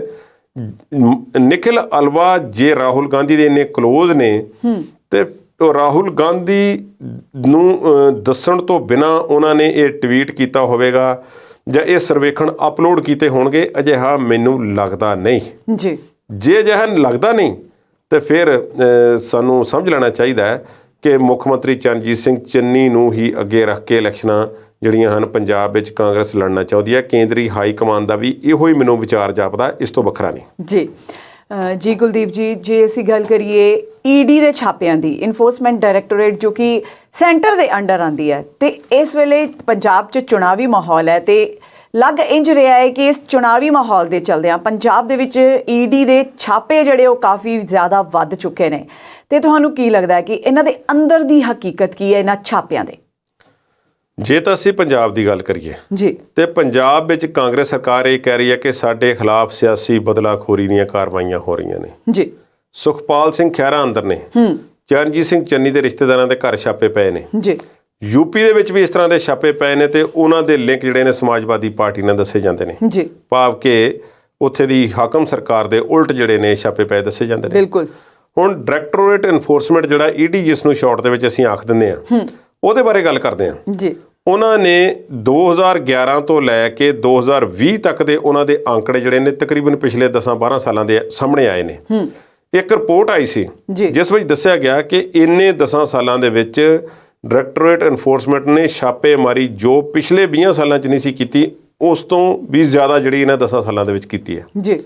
1569 ਕੇਸ ਜਿਹੜੇ ਹਨ ਡਾਇਰੈਕਟੋਰੇਟ ਇਨਫੋਰਸਮੈਂਟ ਵੱਲੋਂ ਦਰਜ ਕੀਤੇ ਗਏ ਇਸ ਸਮੇਂ 'ਚ ਜੀ। ਡਾਇਰੈਕਟੋਰੇਟ ਇਨਫੋਰਸਮੈਂਟ ਜਿਹੜਾ ਹੈ ਉਹ ਇਕਨੋਮਿਕ ਆਰਥਿਕ ਬੇਨਿਯਮੀਆਂ ਦੀ ਜਾਂਚ ਕਰਦਾ ਹੈ ਜੀ ਤੇ ਵਾਧੂ ਘਾਟੂ ਸੰਪਤੀ ਚੱਲ ਸਭ ਕੁਝ ਜਿਹੜਾ ਹਿਸਾਬ ਕਿਤਾਬ ਹੈ ਪੈਸੇ ਦੇ ਲੈਣ ਦੇਣ ਨਾਲ ਸੰਬੰਧਿਤ ਮੁਜਰਮਾਨਾ ਜਿਹੜੀਆਂ ਕਾਰਵਾਈਆਂ ਨੇ ਉਹਨਾਂ ਤੇ ਨਿਗਾਹ ਰੱਖਦਾ ਹੈ। 1569 ਕੇਸ ਜਿਹੜੇ ਨੇ 10 ਸਾਲਾਂ ਦੇ ਵਿੱਚ 2010 ਤੋਂ ਲੈ ਕੇ 2020 ਤੱਕ ਈਡੀ ਨੇ ਦਰਜ ਕੀਤੇ ਜੀ। ਤੇ ਜਦੋਂ ਅਦਾਲਤਾਂ ਵਿੱਚ ਅਖੀਰ ਤੇ ਅਦਾਲਤਾਂ ਵਿੱਚ ਜਾਣੇ ਨੇ ਕੇਸ ਜੀ। ਹੁਣ ਤੁਸੀਂ ਹੈਰਾਨ ਹੋਵੋਗੇ ਸੁਣ ਕੇ ਕਿ ਇਹਨਾਂ 1569 ਕੇਸਾਂ ਦੇ ਵਿੱਚੋਂ ਸਿਰਫ 9 ਜਿਹੜੇ ਨੇ ਉਹ ਸਬੂਤਾਂ ਦੇ ਆਧਾਰ ਤੇ ਕੋਰਟ ਦੇ ਵਿੱਚ ਉਹਨਾਂ ਨੂੰ ਸਜ਼ਾ ਮਿਲ ਸਕੀ ਜਾਂ ਅਗਲੀ ਕਾਰਵਾਈ ਪਈ। ਬਾਕੀ ਕੇਸ ਜਿਹੜੇ ਸੀ ਉਹ ਖਾਰਜ ਹੋ ਗਏ। ਹੁਣ ਕਾਰਵਾਈ ਕਰ ਦੇਣੀ ਇਨਫੋਰਸਮੈਂਟ ਡਾਇਰੈਕਟੋਰੇਟ ਵੱਲੋਂ ਇੱਕ ਵੱਖਰੀ ਗੱਲ ਹੈ, ਪਰ ਉਹ ਅਦਾਲਤਾਂ ਦੇ ਵਿੱਚ ਇਸ ਤਰ੍ਹਾਂ ਖਾਰਜ ਹੋ ਜਾਣੇ ਕੇਸ, ਇਹ ਬੜੀ ਵੱਡੀ ਸੈਟਬੈਕ ਆ। ਇਸੇ ਤਰ੍ਹਾਂ ਇਨਕਮ ਟੈਕਸ ਡਿਪਾਰਟਮੈਂਟ ਦੇ ਵੀ ਬਾਰੇ ਅੰਕੜੇ ਜਿਹੜੇ ਨੇ ਸੇਮ ਹੀ ਗੱਲ ਕਹਿੰਦੇ ਨੇ ਜੀ। ਹੁਣ ਅਸੀਂ ਗੱਲ ਕਰਦੇ ਹਾਂ ਕਿ ਪੰਜਾਬ ਦੇ ਵਿੱਚ ਬਹੁਤ ਤੇਜ਼ ਹੋਈ ਹੈ ਇਹ ਜਿਹੜੀ ਛਾਪੇਮਾਰੀ ਹੈ ਜੀ। ਪੰਜਾਬ ਦੇ ਵਿੱਚ ਜ਼ਾਹਿਰਾ ਤੌਰ ਤੇ ਜਿਹੜਾ ਲੋਕਾਂ ਦਾ ਸੁਖਪਾਲ ਸਿੰਘ ਖਹਿਰਾ ਪ੍ਰਤੀ ਧਿਆਨ ਜਾਂਦਾ ਹੈ। ਸੁਖਪਾਲ ਸਿੰਘ ਖਹਿਰਾ ਤੇ ਦੋਸ਼ ਨੇ ਕਿ ਉਹਨਾਂ ਨੇ ਕੁਝ ਪੈਸੇ ਜਿਹੜੇ ਨੇ ਇਕੱਤਰ ਕੀਤੇ ਨੇ। ਇਨਫੋਰਸਮੈਂਟ ਡਾਇਰੈਕਟਰ ਉਹਨਾਂ ਤੇ ਕੇਸ ਫਾਈਲ ਕਰਨ ਜਾ ਰਿਹਾ। ਉਹਨਾਂ ਦੇ ਮੁਤਾਬਕ ਖਹਿਰਾ ਨੇ 2017 ਦੇ ਆਸ-ਪਾਸ ਫਾਜ਼ਿਲਕਾ ਦੇ ਇੱਕ ਡਰੱਗ ਤਸਕਰੀ ਕੇਸ ਦੇ ਵਿੱਚ ਉਹਨਾਂ ਦੀਆਂ ਤਾਰਾਂ ਉਹਨਾਂ ਨਾਲ ਜੋੜੀਆਂ ਨੇ ਜੀ। ਕਾਫੀ ਨਕਦੀ ਜਿਹੜੀ ਸੀ ਉਹਨਾਂ ਨੇ ਜਮ੍ਹਾਂ ਕਰਵਾਈ ਤੇ ਆਪਣੇ ਪਰਿਵਾਰ ਤੇ ਖਰਚੀ। ਜੀ ਸੁਖਪਾਲ ਖਹਿਰਾ ਦੇ ਸਮੇਂ ਦੇ ਦਰਮਿਆਨ ਖਰਚੇ ਜਿਹੜੇ ਨੇ 6.5 ਕਰੋੜ ਦੱਸੇ ਗਏ, ਜੀ ਜਦਕਿ ਆਮਦਨੀ ਉਹਨਾਂ ਦੀ ਸਿਰਫ 3.5 ਕਰੋੜ ਦੱਸੀ ਗਈ। ਇਸ ਮਾਮਲੇ ਨੂੰ ਲੈ ਕੇ ਉਹਨਾਂ ਦੇ ਸਬੰਧ ਜਿਹੜੇ ਨੇ ਕੁਝ ਅਜਿਹੇ ਲੋਕਾਂ ਨਾਲ ਜੋ ਜਾਲੀ ਪਾਸਪੋਰਟਾਂ ਦੇ ਕੰਮ ਵਗੈਰਾ ਕਰਦੇ ਸੀ, ਡਾਇਰੈਕਟੋਰੇਟ ਐਨਫੋਰਸਮੈਂਟ ਦਾ ਇਹ ਕਹਿਣਾ ਹੈ ਕਿ ਇਹੋ ਜਿਹਾ ਕੇਸ ਉਹਨਾਂ ਤੇ ਹੁਣ ਦਾਇਰ ਕੀਤਾ ਜਾ ਸਕਦਾ ਹੈ। ਜੀ ਪਰ ਸੁਖਪਾਲ ਸਿੰਘ ਖਹਿਰਾ ਕਾਂਗਰਸ ਉਹਨਾਂ ਨੂੰ ਭੁਲਾਥ ਹਲਕੇ ਤੋਂ ਟਿਕਟ ਦੇ ਚੁੱਕੀ ਹੈ ਤੇ ਉਹ ਅਜੇ ਨਜ਼ਰਬੰਦ ਨੇ। ਉਹਨਾਂ ਦਾ ਬੇਟਾ ਕੰਪੇਨਿੰਗ ਕਰ ਰਿਹਾ ਉਹਨਾਂ ਦੀ ਜਗ੍ਹਾ ਤੇ। ਇਹ ਬਹੁਤ ਆਉਣ ਵਾਲੇ ਦਿਨਾਂ ਦੇ ਵਿੱਚ ਚਰਚਾ ਦਾ ਵਿਸ਼ਾ ਰਹੇਗਾ ਕਿ ਕੀ ਸੁਖਪਾਲ ਸਿੰਘ ਖਹਿਰਾ ਅੰਦਰ ਹੀ ਰਹਿਣਗੇ, ਫਾਈਟ ਕਰਨਗੇ ਤੇ ਜਾਂ ਉਹਨਾਂ ਦਾ ਕੇਸ ਕਿੱਧਰ ਨੂੰ ਜਾਵੇਗਾ। ਜੀ ਇਹ ਸਾਰੇ ਰਾਜਨੀਤਿਕ ਵਿਸ਼ੇ ਨੇ। ਜੀ ਇਹਨਾਂ ਰਾਜਨੀਤਿਕ ਵਿਸ਼ਿਆਂ ਤੇ ਆਉਣ ਵਾਲੇ ਸਮੇਂ ਦੇ ਵਿੱਚ ਚਰਚਾ ਬੰਦ ਨਹੀਂ ਜੀ ਹੋਣੀ, ਜੀ ਇਹ ਹੋਰ ਵਧੇਗੀ ਤੇ ਐਨਫੋਰਸਮੈਂਟ ਡਾਇਰੈਕਟੋਰੇਟ ਇਸੇ ਤਰ੍ਹਾਂ ਹੀ ਹੋਰ ਕਾਰਵਾਈ ਕਰਦਾ ਰਹੇਗਾ। ਜੀ ਜਿੱਥੇ ਜਿੱਥੇ ਜਿਵੇਂ ਵਿਰੋਧੀ ਪਾਰਟੀਆਂ ਕਹਿੰਦੀਆਂ ਨੇ ਕਿ ਇਹੋ ਜਿਹੀਆਂ ਏਜੰਸੀਆਂ ਜਿਹੜੀਆਂ ਨੇ ਉਹ ਕੇਂਦਰ ਸਰਕਾਰ ਦੇ ਇਸ਼ਾਰੇ ਤੇ ਚੱਲਦੀਆਂ ਨੇ, ਜੇ ਇਹੋ ਹੀ ਸੱਚ ਹੈ ਤੇ ਫਿਰ ਹੋਰ ਕਾਰਵਾਈਆਂ ਹੋਣਗੀਆਂ, ਇਸ ਵਿੱਚ ਸਾਨੂੰ ਕੋਈ ਸ਼ੱਕ ਨਹੀਂ ਹੋਣਾ ਚਾਹੀਦਾ। ਜੀ ਜੀ ਕੁਲਦੀਪ ਜੀ, ਹੁਣ ਜੇ ਤੁਹਾਡਾ ਇਹ ਕਹਿਣਾ ਕਿ ਸੁਖਪਾਲ ਖਹਿਰਾ ਦਾ ਖਰਚਾ 6 ਕਰੋੜ ਤੇ ਜਿਹੜੀ ਉਹਨਾਂ ਦੀ ਆਮਦਨੀ ਉਹ ਸਿਰਫ 3.5 ਕਰੋੜ ਦਾ, ਮੈਨੂੰ ਲੱਗਦਾ ਲੋਕ ਜ਼ਰੂਰ ਸੋਚਣਗੇ ਕਿ ਉਹ ਸਿਰਫ 3.5 ਕਰੋੜ ਰੁਪਈਆ ਹੈ। ਸੋ ਚਰਚਾ ਨੂੰ ਇਸੇ ਤਰ੍ਹਾਂ ਜਾਰੀ ਰੱਖਾਂਗੇ ਪਰ ਇੱਕ ਬ੍ਰੇਕ ਤੋਂ ਬਾਅਦ।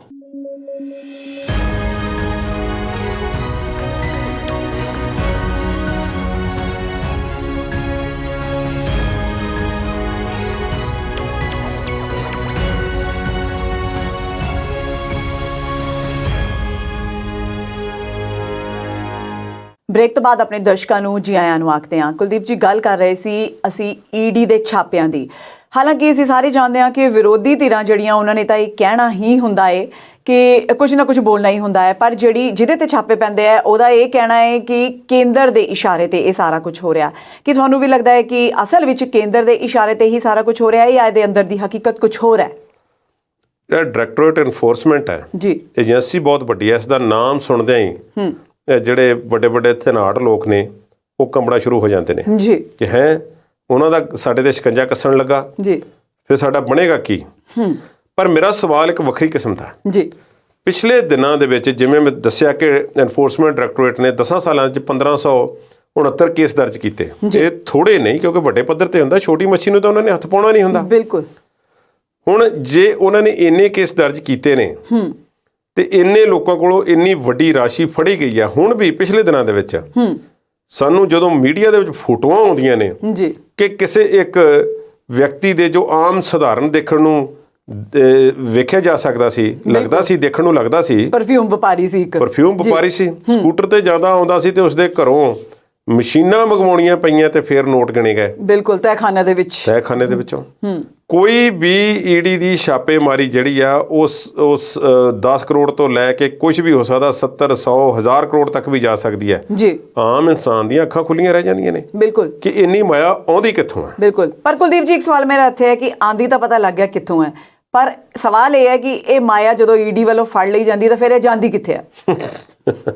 ਚਲੋ ਇਹ ਸਰਕਾਰਾਂ ਦੇ ਕੰਮ ਹੈ, ਕੁਝ ਨਾ ਕੁਝ ਤੇ ਜਮ੍ਹਾਂ ਕਰਾਉਂਦੇ ਹੋਣਗੇ ਜੀ। ਪਰ ਮੈਂ ਤੁਹਾਡਾ ਧਿਆਨ ਅੱਜ ਤੋਂ ਕੋਈ 6 ਸਾਲ ਪਿੱਛੇ ਲੈ ਕੇ ਜਾਣਾ ਚਾਹਾਂਗਾ ਜੀ। 5 ਸਾਲ 2014 ਦੇ ਵਿੱਚ ਨਰਿੰਦਰ ਮੋਦੀ ਦੀ ਸਰਕਾਰ ਜਦੋਂ ਪਹਿਲੀ ਵਾਰੀ ਬਣਦੀ ਹੈ ਤੇ 16 ਦੇ ਵਿੱਚ ਨਵੰਬਰ ਮਹੀਨੇ 'ਚ ਨੋਟਬੰਦੀ ਹੋ ਜਾਂਦੀ ਹੈ ਜੀ।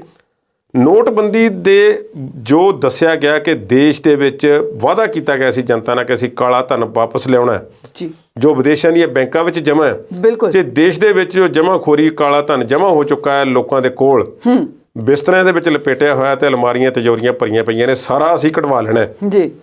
ਉਹ ਜਿਹੜੀਆਂ ਗੱਲਾਂ ਸੀ ਉਹ ਅੱਜ ਖੋਖਲੀਆਂ ਹੁੰਦੀਆਂ ਜਾ ਰਹੀਆਂ ਨੇ। ਬਿਲਕੁਲ। ਉਦੋਂ ਕੀ ਹੋਇਆ ਸੀ? ਨੋਟਬੰਦੀ ਹੋਈ, ਸੀਮਾਂਤ ਕਿਸਾਨ, ਛੋਟਾ ਕਿਸਾਨ, ਕੈਸ਼ ਕ੍ਰਾਪਸ ਵਾਲਾ ਤਬਾਹ ਹੋ ਗਿਆ, ਉਸ ਦਾ ਕੁਝ ਨਾ ਬਚਿਆ। ਛੋਟੀਆਂ ਨੌਕਰੀਆਂ ਖਤਮ ਹੋ ਗਈਆਂ ਜੀ। ਬੈਂਕਾਂ ਦੀਆਂ ਲਾਈਨਾਂ ਵਿੱਚ ਲੱਗੀਆਂ ਲੋਕਾਂ ਦੀ ਮੌਤ ਹੋ ਗਈ। ਕਿਸੇ ਦੀ ਬੇਟੀ ਦਾ ਵਿਆਹ ਨਾ ਹੋ ਸਕਿਆ, ਉਸਨੇ ਖੁਦਕੁਸ਼ੀ ਕਰ ਲਈ ਜੀ। ਇਸ ਤਰ੍ਹਾਂ ਦੇ ਕਿੰਨੇ ਕੇਸ ਹੋਏ ਜੀ। ਛੋਟਾ ਵਪਾਰੀ ਖਤਮ ਹੋ ਗਿਆ। ਬਿਲਕੁਲ। ਔਰ ਆਮ ਦੇਸ਼ ਦੀ ਆਰਥਿਕਤਾ ਜਿਹੜੀ ਭੱਜੀ ਜਾ ਰਹੀ ਸੀ ਉਸ ਵੇਲੇ ਇੱਕਦਮ ਗ੍ਰਾਈਂਡਿੰਗ ਹਾਲਟ ਤੇ ਆ ਗਈ ਤੇ ਰੁਕ ਗਈ। ਬਿਲਕੁਲ।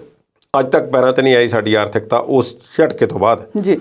ਤੇ ਉਸ ਦੀ ਸਪੋਰਟ ਕਰਨ ਵਾਲੇ ਇੱਕ ਮੀਮ ਜਿਹਾ ਘੁੰਮਦਾ ਹੈ ਸੋਸ਼ਲ ਮੀਡੀਆ ਤੇ, ਜਿਸ ਦੇ ਵਿੱਚ ਕੁਝ ਸਾਡੇ ਬਾਲੀਵੁੱਡ ਦੇ ਸਿਤਾਰੇ ਨੇ, ਕ੍ਰਿਕਟ ਖਿਡਾਰੀ ਨੇ, ਉਹਨਾਂ ਦੇ ਨਾਮ ਲੈ ਜਾਂਦੇ ਨੇ ਕਿ ਇਹ ਲੋਕ ਸਨ ਸਪੋਰਟ ਕਰਨ ਵਾਲੇ ਨੋਟਬੰਦੀ ਦੀ। ਇਹੀ ਉਦੋਂ ਕਹਿੰਦੇ ਸੀ ਕਿ ਕੁਝ ਹਾਸਲ ਕਰਨ ਲਈ ਕੁਝ ਔਖੇ ਵੀ ਤਾਂ ਹੋਣਾ ਪੈਂਦਾ ਹੈ। ਤੇ ਦੇਸ਼ ਜੇ ਕਹਿੰਦੇ ਸੀ ਲਾਈਨ ਵਿੱਚ ਲੱਗਣਾ ਪੈ ਗਿਆ ਤੇ ਤਾਂ ਕੀ ਹੈ ਜੀ। ਤੇ ਇਹ ਵੀ ਦੱਸਿਆ ਗਿਆ ਕਿ ਪ੍ਰਧਾਨ ਮੰਤਰੀ ਦੀ ਮਾਂ ਜਿਹੜੀ ਹੈ ਉਹ ਲਾਈਨ ਦੇ ਵਿੱਚ ਲੱਗ ਕੇ ਨੋਟ ਬੈਂਕ ਦੇ ਵਿੱਚ ਲੱਗੀ ਹੋਈ ਹੈ ਤੇ ਉਹ ਵੀ ਆਪਣਾ ਕੈਸ਼ ਕਢਵਾਉਣ ਦਾ ਯਤਨ ਕਰ ਰਹੀ ਹੈ ਜੀ। ਇਸ ਗੱਲ ਦਾ ਪ੍ਰਚਾਰ ਕੀਤਾ ਗਿਆ। ਕੀ ਉਹ ਸਿਰਫ ਲਾਈਨਾਂ ਲੱਗਣ ਤੱਕ ਸੀਮਿਤ ਸੀ? ਜੀ। ਉਸ ਦੇ ਦੂਰ ਦ੍ਰਿਸ਼ਟੀ ਦੇ ਜਿਹੜੇ ਸਾਡੇ ਤੇ ਪ੍ਰਭਾਵ ਬੁਰੇ ਪੈਣੇ ਸੀ ਉਹਨਾਂ ਬਾਰੇ ਕਿਸ ਨੇ ਗੱਲ ਕੀਤੀ? ਮੈਂ ਸ਼ਾਰਟ ਦੇ ਵਿੱਚ ਇਸ ਨੂੰ ਖਤਮ ਕਰਦਾ ਜੀ। ਮੈਨੂੰ ਤੁਸੀਂ ਇਹ ਦੱਸੋ ਕਿ ਜੇ ਉਦੋਂ ਸਾਰਾ ਕਾਲਾ ਧਨ ਨਿਕਲ ਕੇ ਲੋਕਾਂ ਦੀਆਂ ਤਿਜੋਰੀਆਂ ਚੋਂ, ਬਿਸਤਰਿਆਂ ਚੋਂ, ਬੇਸਮੈਂਟਾਂ ਚੋਂ ਜਿੱਥੋਂ ਵੀ ਬਾਹਰ ਆ ਗਿਆ ਤੇ ਇੰਨੀ ਛੇਤੀ ਦੁਬਾਰਾ ਕਿਵੇਂ ਭਰ ਗਿਆ? ਬਿਲਕੁਲ। ਇਹ ਹੁਣ ਹਜ਼ਾਰਾਂ ਲੱਖਾਂ ਕਰੋੜਾਂ ਫਿਰ ਕਿੱਥੋਂ ਆ ਰਹੇ ਨੇ? ਜੀ। ਜੇ ਇਹੋ ਹੀ ਸੱਚ ਹੈ ਕਿ ਉਹ ਸਿਰਫ ਉਦੋਂ ਲੋਕਾਂ ਨੂੰ 1-2 ਸਾਲ ਲਈ ਔਖਿਆ ਹੋਣਾ ਸੀ, ਡਿਜੀਟਾਈਜੇਸ਼ਨ ਜਿਹੜੀ ਹੋਣੀ ਸੀ ਉਸ ਦਾ ਸਿਰਫ ਰੌਲਾ ਸੀ, ਤੇ ਅੱਜ ਵੀ ਕੈਸ਼ ਜਿਹੜਾ ਹੈ ਉਹ ਕੈਸ਼ ਹੀ ਚੱਲਦਾ ਹੈ ਭਾਰਤ ਦੇ ਵਿੱਚ, ਸਭ ਕੁਝ ਨਗਦੋ ਨਗਦ ਹੁੰਦਾ ਹੈ। ਤੇ ਉਹ ਕਿਹਦੇ ਘਰ ਕਿੰਨੇ ਪਏ ਨੇ, ਕਿਹਦੇ ਟਿਕਣਾ ਲੱਗੀਆਂ, ਕਿਹਦੇ ਬੋਰੀਆਂ ਭਰੀਆਂ, ਇਹ ਕਿਸੇ ਨੂੰ ਕੋਈ ਅੰਦਾਜ਼ਾ ਨਹੀਂ, ਤੇ ਕਿਹਦੇ ਲੋਕਰ ਭਰੇ ਪਏ ਨੇ। ਨਾ ਵਿਦੇਸ਼ਾਂ ਵਿੱਚੋਂ ਕਾਲਾ ਧਨ ਆਇਆ, ਸੂਚੀਆਂ ਆਉਂਦੀਆਂ ਰਹੀਆਂ ਨੇ ਪਰ ਆਇਆ ਕੁਝ ਨਹੀਂ। ਨਾ ਜਿਹੜੇ ਧਨਾਡਾਂ ਦੀਆਂ ਪਹਿਲਾਂ ਤਿਜੋਰੀਆਂ ਭਰੀਆਂ ਸਨ ਉਹਨਾਂ ਦੀਆਂ ਹੁਣ ਭਰੀਆਂ ਨੇ। ਡਾਇਰੈਕਟੋਰੇਟ ਐਨਫੋਰਸਮੈਂਟ ਜੇ ਸੱਚਾ ਹੈ ਤਾਂ ਫਿਰ ਸਰਕਾਰ ਨੂੰ ਵੀ ਪੁੱਛਣਾ ਬਣਦਾ ਹੈ ਕਿ ਭਾਈ ਜੋ ਤੁਸੀਂ ਨੋਟਬੰਦੀ ਇੰਨੇ ਸਾਲ 5 ਸਾਲ 6 ਸਾਲ ਪਹਿਲਾਂ ਕੀਤੀ ਸੀ ਉਸ ਦਾ ਹੁਣ ਤੱਕ ਕੀ ਨਤੀਜੇ ਨਿਕਲੇ ਨੇ, ਕੀ ਸਾਨੂੰ ਆਹ ਹਾਸਲ ਹੋਇਆ? ਜੇ ਇਦਾਂ ਹੀ ਕੈਸ਼ ਲੋਕਾਂ ਕੋਲ ਪਹਿਲਾਂ ਵਾਂਗ ਜਮ੍ਹਾਂ ਪਿਆ ਤਾਂ ਫਿਰ ਨੋਟਬੰਦੀ ਦਾ ਫਾਇਦਾ ਸਾਨੂੰ ਕੀ ਹੋਇਆ? ਬਿਲਕੁਲ। ਲੋਕ ਅੱਜ ਵੀ 15 ਲੱਖ ਰੁਪਏ ਆਪਣੇ ਖਾਤੇ ਵਿੱਚ ਆਉਣ ਦੀ ਉਡੀਕ ਕਰ ਰਹੇ ਨੇ। ਸੋ ਭਾਜਪਾ ਜਿਹੜੀ ਹੈ ਉਹ ਹਮੇਸ਼ਾ ਤੋਂ ਹੀ ਸਵਾਲਾਂ ਦਾ ਕੇਂਦਰ ਬਿੰਦੂ ਰਹੀ ਹੈ ਤੇ ਹੁਣ ਇੱਕ ਹੋਰ ਸਵਾਲ ਨਵਾਂ ਖੜਾ ਹੋ ਗਿਆ ਹੈ। ਅਮਰ ਜਵਾਨ ਜੋਤੀ ਜੋ ਕਿ ਇੰਡੀਆ ਗੇਟ ਤੇ ਪਹਿਲੀ ਵਿਸ਼ਵ ਯੁੱਧ ਦੇ ਵਿੱਚ ਜਿਹੜੇ ਸ਼ਹੀਦ ਹੋਏ ਸੀ ਉਹਨਾਂ ਦੀ ਯਾਦਗਾਰ ਬਣਾਈ ਗਈ ਸੀ ਤੇ ਫਿਰ ਉਸ ਤੋਂ ਬਾਅਦ 1971 ਦੀ ਭਾਰਤ ਪਾਕਿਸਤਾਨ ਜੰਗ ਵੇਲੇ ਉਸ ਨੂੰ ਪ੍ਰਕਾਸ਼ਮਾਨ ਕੀਤਾ ਗਿਆ ਸੀ। ਉਸ ਨੂੰ ਅੱਜ ਨੈਸ਼ਨਲ ਵਾਰ ਮੈਮੋਰੀਅਲ ਦੇ ਵਿੱਚ ਮਰਜ ਕਰਨ ਦਾ ਇਰਾਦਾ ਜਿਹੜਾ ਸੀ ਉਹ ਪੂਰਾ ਕਰ ਲਿਆ ਗਿਆ ਹੈ। ਕੀ ਕਹਿਣਾ ਚਾਹੋਗੇ ਕੁਲਦੀਪ ਜੀ? ਦੇਖੋ 1971 ਦੀ ਜਿਹੜੀ ਜੰਗ ਸੀ, ਜਿਵੇਂ ਤੁਸੀਂ ਦੱਸ ਹੀ ਦਿੱਤਾ ਕਿ ਪਹਿਲੇ ਵਿਸ਼ਵ ਯੁੱਧ ਦੇ ਵਿੱਚ 1931 ਦੇ ਆਸ-ਪਾਸ ਜਿਹੜਾ ਸੀ ਉਹ ਅੰਗਰੇਜ਼ ਸਰਕਾਰ ਨੇ ਇੰਡੀਆ ਗੇਟ ਦੀ ਸਥਾਪਨਾ ਕੀਤੀ। ਫਿਰ ਹੌਲੀ-ਹੌਲੀ ਇੰਪਰੂਵਮੈਂਟਸ ਹੋਈਆਂ, ਖੁੱਲ੍ਹਾ ਡੁੱਲਾ। ਇੰਡੀਆ ਗੇਟ ਆਪਣੇ ਆਪ ਦੇ ਵਿੱਚ ਇੱਕ ਚੀਜ਼ ਆ। ਇੰਡੀਆ ਗੇਟ ਦਾ ਏਰੀਆ ਜਿਹੜਾ ਆਪਣੇ ਆਪ ਦੇ ਵਿੱਚ ਹੈ, ਜਿਸ ਦੇ ਵਿੱਚ ਨੈਸ਼ਨਲ ਵਾਰ ਮੈਮੋਰੀਅਲ, ਜਨਪਥ, ਹੋਰ ਸਾਰੀਆਂ ਚੀਜ਼ਾਂ ਜਿਹੜੀਆਂ ਨੇ, ਅਮਰ ਜਵਾਨ ਜੋਤੀ ਉਸ ਦੇ ਬਿਲਕੁਲ ਨਜ਼ਦੀਕ ਹੈ ਜੀ। ਅਮਰ ਜਵਾਨ ਜੋਤੀ ਜਿਹੜੀ ਹੈ ਉਹ ਇੱਕ ਉਹਨਾਂ ਫੌਜੀ ਸ਼ਹੀਦਾਂ ਦੀ ਤੇ ਅਨਨੋਨ ਸੋਲਜਰਸ ਦੀ ਯਾਦ ਦੇ ਵਿੱਚ ਜਿਹੜੀ ਸੀ ਉਹ ਜਗਾਈ ਗਈ ਸੀ 1971 ਦੇ ਵਿੱਚ ਜੀ, ਜਿਨ੍ਹਾਂ ਨੇ ਪਾਕਿਸਤਾਨ ਦੇ ਨਾਲ 1971 ਦੀ ਲੜਾਈ ਦੇ ਵਿੱਚ ਵੀਰਗਤੀ ਪ੍ਰਾਪਤ ਕੀਤੀ ਤੇ ਉਹਨਾਂ ਦੇ ਨਾਮ ਉੱਥੇ ਉਕਰੇ ਗਏ। ਉਹਨਾਂ ਦਾ ਨਾਮ ਉਕਰਿਆ ਗਿਆ। ਉਹਨਾਂ ਦੇ ਬਲੀਦਾਨ ਨੂੰ ਯਾਦ ਕਰਦੇ ਹੋਏ ਪਰਮਾਨੈਂਟ ਤੌਰ ਤੇ ਕਿ ਹਮੇਸ਼ਾ ਜਗਦੀ ਰਹੇਗੀ ਇਹ ਲਾਟ ਜੀ, ਜਿਸ ਨੂੰ LPG ਦੇ ਸਿਲੰਡਰਾਂ ਦੇ ਨਾਲ ਪਹਿਲਾਂ ਜਗਾਇਆ ਜਾਂਦਾ ਸੀ। ਫਿਰ ਉਸ ਨੂੰ ਜਿਹੜੀ ਸੀ ਪੱਕੀ CNG ਦੀ ਪਾਈਪਲਾਈਨ ਪਾ ਦਿੱਤੀ ਗਈ। 4 ਬਰਨਰ ਉਸ ਦੇ ਵਿੱਚ ਲੱਗੇ ਹੋਏ ਨੇ। ਜਦੋਂ ਕੋਈ ਦਿਨ ਸੁੱਧ ਹੋਵੇ ਤਾਂ ਚਾਰਿਆਂ ਨੂੰ ਜਗਾ ਦਿੱਤਾ ਜਾਂਦਾ ਹੈ। ਵੈਸੇ ਸਾਰਾ ਸਾਲ ਇੱਕ ਬਰਨਰ ਜਿਹੜਾ ਚੱਲਦਾ ਹੈ ਜੀ। ਜੋ ਸ਼ਹੀਦਾਂ ਦਾ ਬਲੀਦਾਨ ਹੈ ਉਸ ਦੇ ਲਈ ਖਰਚੀ ਜਾਣ ਵਾਲੀ ਇਹ ਮਾਮੂਲੀ ਜਿਹੀ ਗੈਸ ਹੈ, ਇਹ ਵੀ ਗੱਲ ਨਹੀਂ। ਹੁਣ ਅੱਗੇ ਚੱਲਦੇ ਹਾਂ ਕਿ ਉੱਥੇ ਇੱਕ ਜਿਹੜਾ ਸਿੰਬਲ ਬਣਾਇਆ ਗਿਆ ਹੈ, ਇੱਕ ਸੈਲਫ ਲੋਡਿੰਗ ਰਾਈਫਲ ਹੁੰਦੀ ਹੈ। ਸੈਲਫ ਲੋਡਿੰਗ ਰਾਈਫਲ ਬੜਾ ਫੇਮਸ ਵੈਪਨ ਰਿਹਾ ਹੈ ਭਾਰਤ ਦੇ ਵਿੱਚ ਆਰਮਡ ਫੋਰਸਿਸ ਦਾ, ਜਿਹਨਾਂ ਵਿੱਚ ਫੌਜ ਵੀ ਸ਼ਾਮਿਲ ਹੈ, ਦੂਸਰੇ ਵੀ ਹਨ। ਸੈਲਫ ਲੋਡਿੰਗ ਰਾਈਫਲ ਹੈ SLR, ਇੱਕ ਬੜੀ ਖਾਸ ਰਾਈਫਲ ਹੈ। ਉਸ ਨੂੰ ਪੁੱਠੀ ਕਰਕੇ ਤੇ ਫਿਰ ਉਸ ਦੇ ਉੱਪਰ ਫੌਜੀ ਦਾ ਟੋਪ ਜਿਹੜਾ ਹੈ ਉਹ ਉਸ ਦੇ ਉੱਪਰ ਰੱਖਿਆ ਗਿਆ ਉਹਨਾਂ ਨੂੰ ਯਾਦ ਕਰਨ ਖਾਤਰ। ਇੱਕ ਸਿੰਬਲ ਹੈ।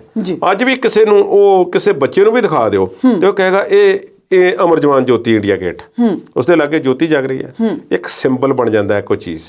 ਜਿਵੇਂ ਸਾਡੇ ਕਰੰਸੀ ਤੇ ਆ ਜਾਂ ਹੋਰ ਚੀਜ਼ਾਂ ਤੇ ਜਿਹੜੇ ਸਿੰਬਲ ਬਣੇ ਹੋਏ ਨੇ ਉਹ ਬਣ ਗਏ ਨੇ। ਬਿਲਕੁਲ ਇਹ ਬੜੇ ਔਖੇ ਬਣਦੇ ਨੇ ਸਿੰਬਲ, ਤੇ ਉਹਨਾਂ ਨੂੰ ਮਿਟਾਉਣ ਦਾ ਹੁਣ ਜਿਹੜਾ ਯਤਨ ਹੈ ਉਹ ਹੋ ਰਿਹਾ।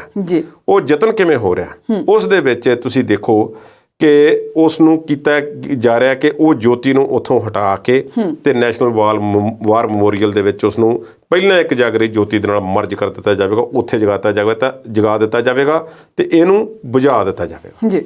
ਇਸ ਪ੍ਰਤੀ ਵਿਰੋਧੀ ਧਿਰਾਂ ਉੱਠ ਖੜੀਆਂ ਹੋਈਆਂ ਨੇ। ਵਿਰੋਧੀ ਧਿਰਾਂ ਦਾ ਤਾਂ ਇਹ ਕਹਿਣਾ ਹੈ ਕਿ ਇਹ ਸ਼ਹੀਦਾਂ ਦੇ ਫੌਜੀਆਂ ਦੇ ਬਲੀਦਾਨ ਦੀ ਇਹ ਬੇਇੱਜ਼ਤੀ ਕੀਤੀ ਜਾ ਰਹੀ ਹੈ। ਇਹ ਮਾੜੀ ਗੱਲ ਹੈ। ਪਰ BJP ਵਾਲੇ ਆਪਣੇ ਤੌਰ ਤੇ ਦੇਖ ਰਹੇ ਨੇ ਸਾਰਾ ਕੁਝ ਉਹ ਬਦਲਣ ਦਾ ਯਤਨ ਕੀਤਾ ਜਾ ਰਿਹਾ ਹੈ ਜੋ ਕਿਸੇ ਵੇਲੇ ਕਾਂਗਰਸ ਸਰਕਾਰ ਦੇ ਹੱਥਾਂ ਵਿੱਚ ਹੋਇਆ ਕਰਦਾ ਸੀ। ਤੇ ਹੌਲੀ ਹੌਲੀ ਰਵਾਇਤਾਂ ਵੀ ਉਹ ਬਦਲੀ ਜਾ ਰਹੀਆਂ ਨੇ।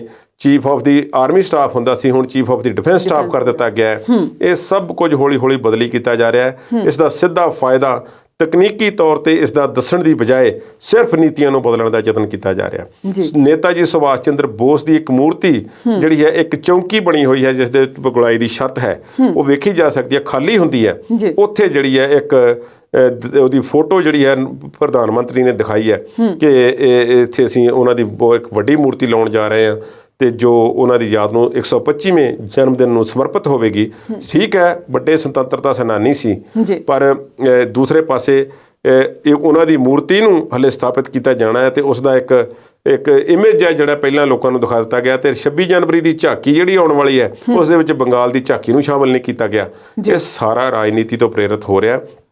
ਜੇ ਨੈਸ਼ਨਲ ਵਾਰ ਮੈਮੋਰੀਅਲ ਦੇ ਵਿੱਚ ਕੋਈ ਵੱਡੀ ਜੋਤੀ ਜਗਾਉਣੀ ਵੀ ਸੀ ਜੋ ਸਾਰੇ ਸੁਤੰਤਰਤਾ ਸੰਗਰਾਮੀਆਂ ਨੂੰ ਸਭ ਨੂੰ ਯਾਦ ਕਰਦੇ ਹੋਏ ਜਗਾਈ ਜਾਵੇਗੀ ਤੇ ਇਹਨੂੰ ਵੀ ਜਗਦੀ ਰਹਿਣ ਦਿੰਦੇ ਤੇ ਇਸ ਦੇ ਨਾਲ ਕੀ ਫਰਕ ਪੈਣਾ ਸੀ। ਇੱਕ ਸਿੰਬਲ ਬਣ ਚੁੱਕਾ ਸੀ ਸਾਡਾ ਹੁਣ ਤੱਕ ਦਾ। ਮੈਂ ਸਮਝਦਾ ਕਿ ਇਹੋ ਜਿਹੇ ਫੈਸਲੇ ਜਿਹੜੇ ਹਨ ਉਹ ਰਾਸ਼ਟਰ ਹਿੱਤ ਵਿੱਚ ਨਹੀਂ, ਉਹ ਰਾਜਨੀਤੀ ਤੋਂ ਪ੍ਰੇਰਿਤ ਹੋ ਕੇ ਲੈ ਜਾ ਰਹੇ ਨੇ ਔਰ ਵਿਰੋਧੀ ਧਿਰ ਨੇ ਆਪਣੀ ਗੱਲ ਕਰਨੀ ਹੈ ਪਰ ਬੀਜੇਪੀ ਵਾਲੇ ਜਿਹੜੇ ਹਨ ਉਹ ਇਸ ਵੇਲੇ ਸੁਣਨ ਨੂੰ ਤਿਆਰ ਨਹੀਂ। ਉਹਨਾਂ ਕੋਲ ਐਬਸੋਲੂਟ ਮੈਜੋਰਟੀ ਹੈ ਭਾਈ, ਚਮਦੀਆਂ ਚਲਾਉਣਗੇ। ਜੀ ਕੁਲਦੀਪ ਜੀ, ਰਾਜਨੀਤੀ ਤੋਂ ਪ੍ਰੇਰਿਤ ਹੋ ਕੇ ਜਦੋਂ ਇਸ ਤਰ੍ਹਾਂ ਸ਼ਹੀਦਾਂ ਦੀਆਂ ਯਾਦਗਾਰਾਂ ਨੂੰ ਮਿਟਾਉਣ ਦੀ ਕੋਸ਼ਿਸ਼ ਕੀਤੀ ਜਾਂਦੀ ਹੈ ਤਾਂ ਕਿਧਰੇ ਨਾ ਕਿਧਰੇ ਜਾ ਕੇ ਲੋਕ ਮਨਾਂ ਦੇ ਵਿੱਚ ਗੁੱਸਾ ਵੀ ਪੈਦਾ ਹੋ ਜਾਂਦਾ ਹੈ ਤੇ ਜਿਸ ਦਾ ਬਾਅਦ ਵਿੱਚ ਪਾਰਟੀਆਂ ਨੂੰ ਖਮਿਆਜ਼ਾ ਭੁਗਤਣਾ ਪੈਂਦਾ ਹੈ। ਸੋ ਕੁਲਦੀਪ ਜੀ, ਤੁਸੀਂ ਸਟੂਡੀਓ ਵਿੱਚ ਆਏ ਤੇ ਦਰਸ਼ਕਾਂ ਨਾਲ ਆਪਣੇ ਵਿਚਾਰ ਸਾਂਝੇ ਕੀਤੇ, ਤੁਹਾਡਾ ਬਹੁਤ-ਬਹੁਤ ਸ਼ੁਕਰੀਆ। ਸੋ ਇਹ ਸੀ ਅੱਜ ਦਾ ਪ੍ਰੋਗਰਾਮ ਵਿਚਾਰ ਚਰਚਾ। ਨਵੇਂ ਮੁੱਦਿਆਂ ਤੇ ਨਵੀਂ ਚਰਚਾ ਨਾਲ ਫਿਰ ਤੋਂ ਹਾਜ਼ਰ ਹੋਵਾਂਗੇ। ਤਦ ਤੱਕ ਤੁਸੀਂ ਦੇਖਦੇ ਰਹੋ ਪੰਜਾਬੀ ਨੈਸ਼ਨਲ ਟੀਵੀ।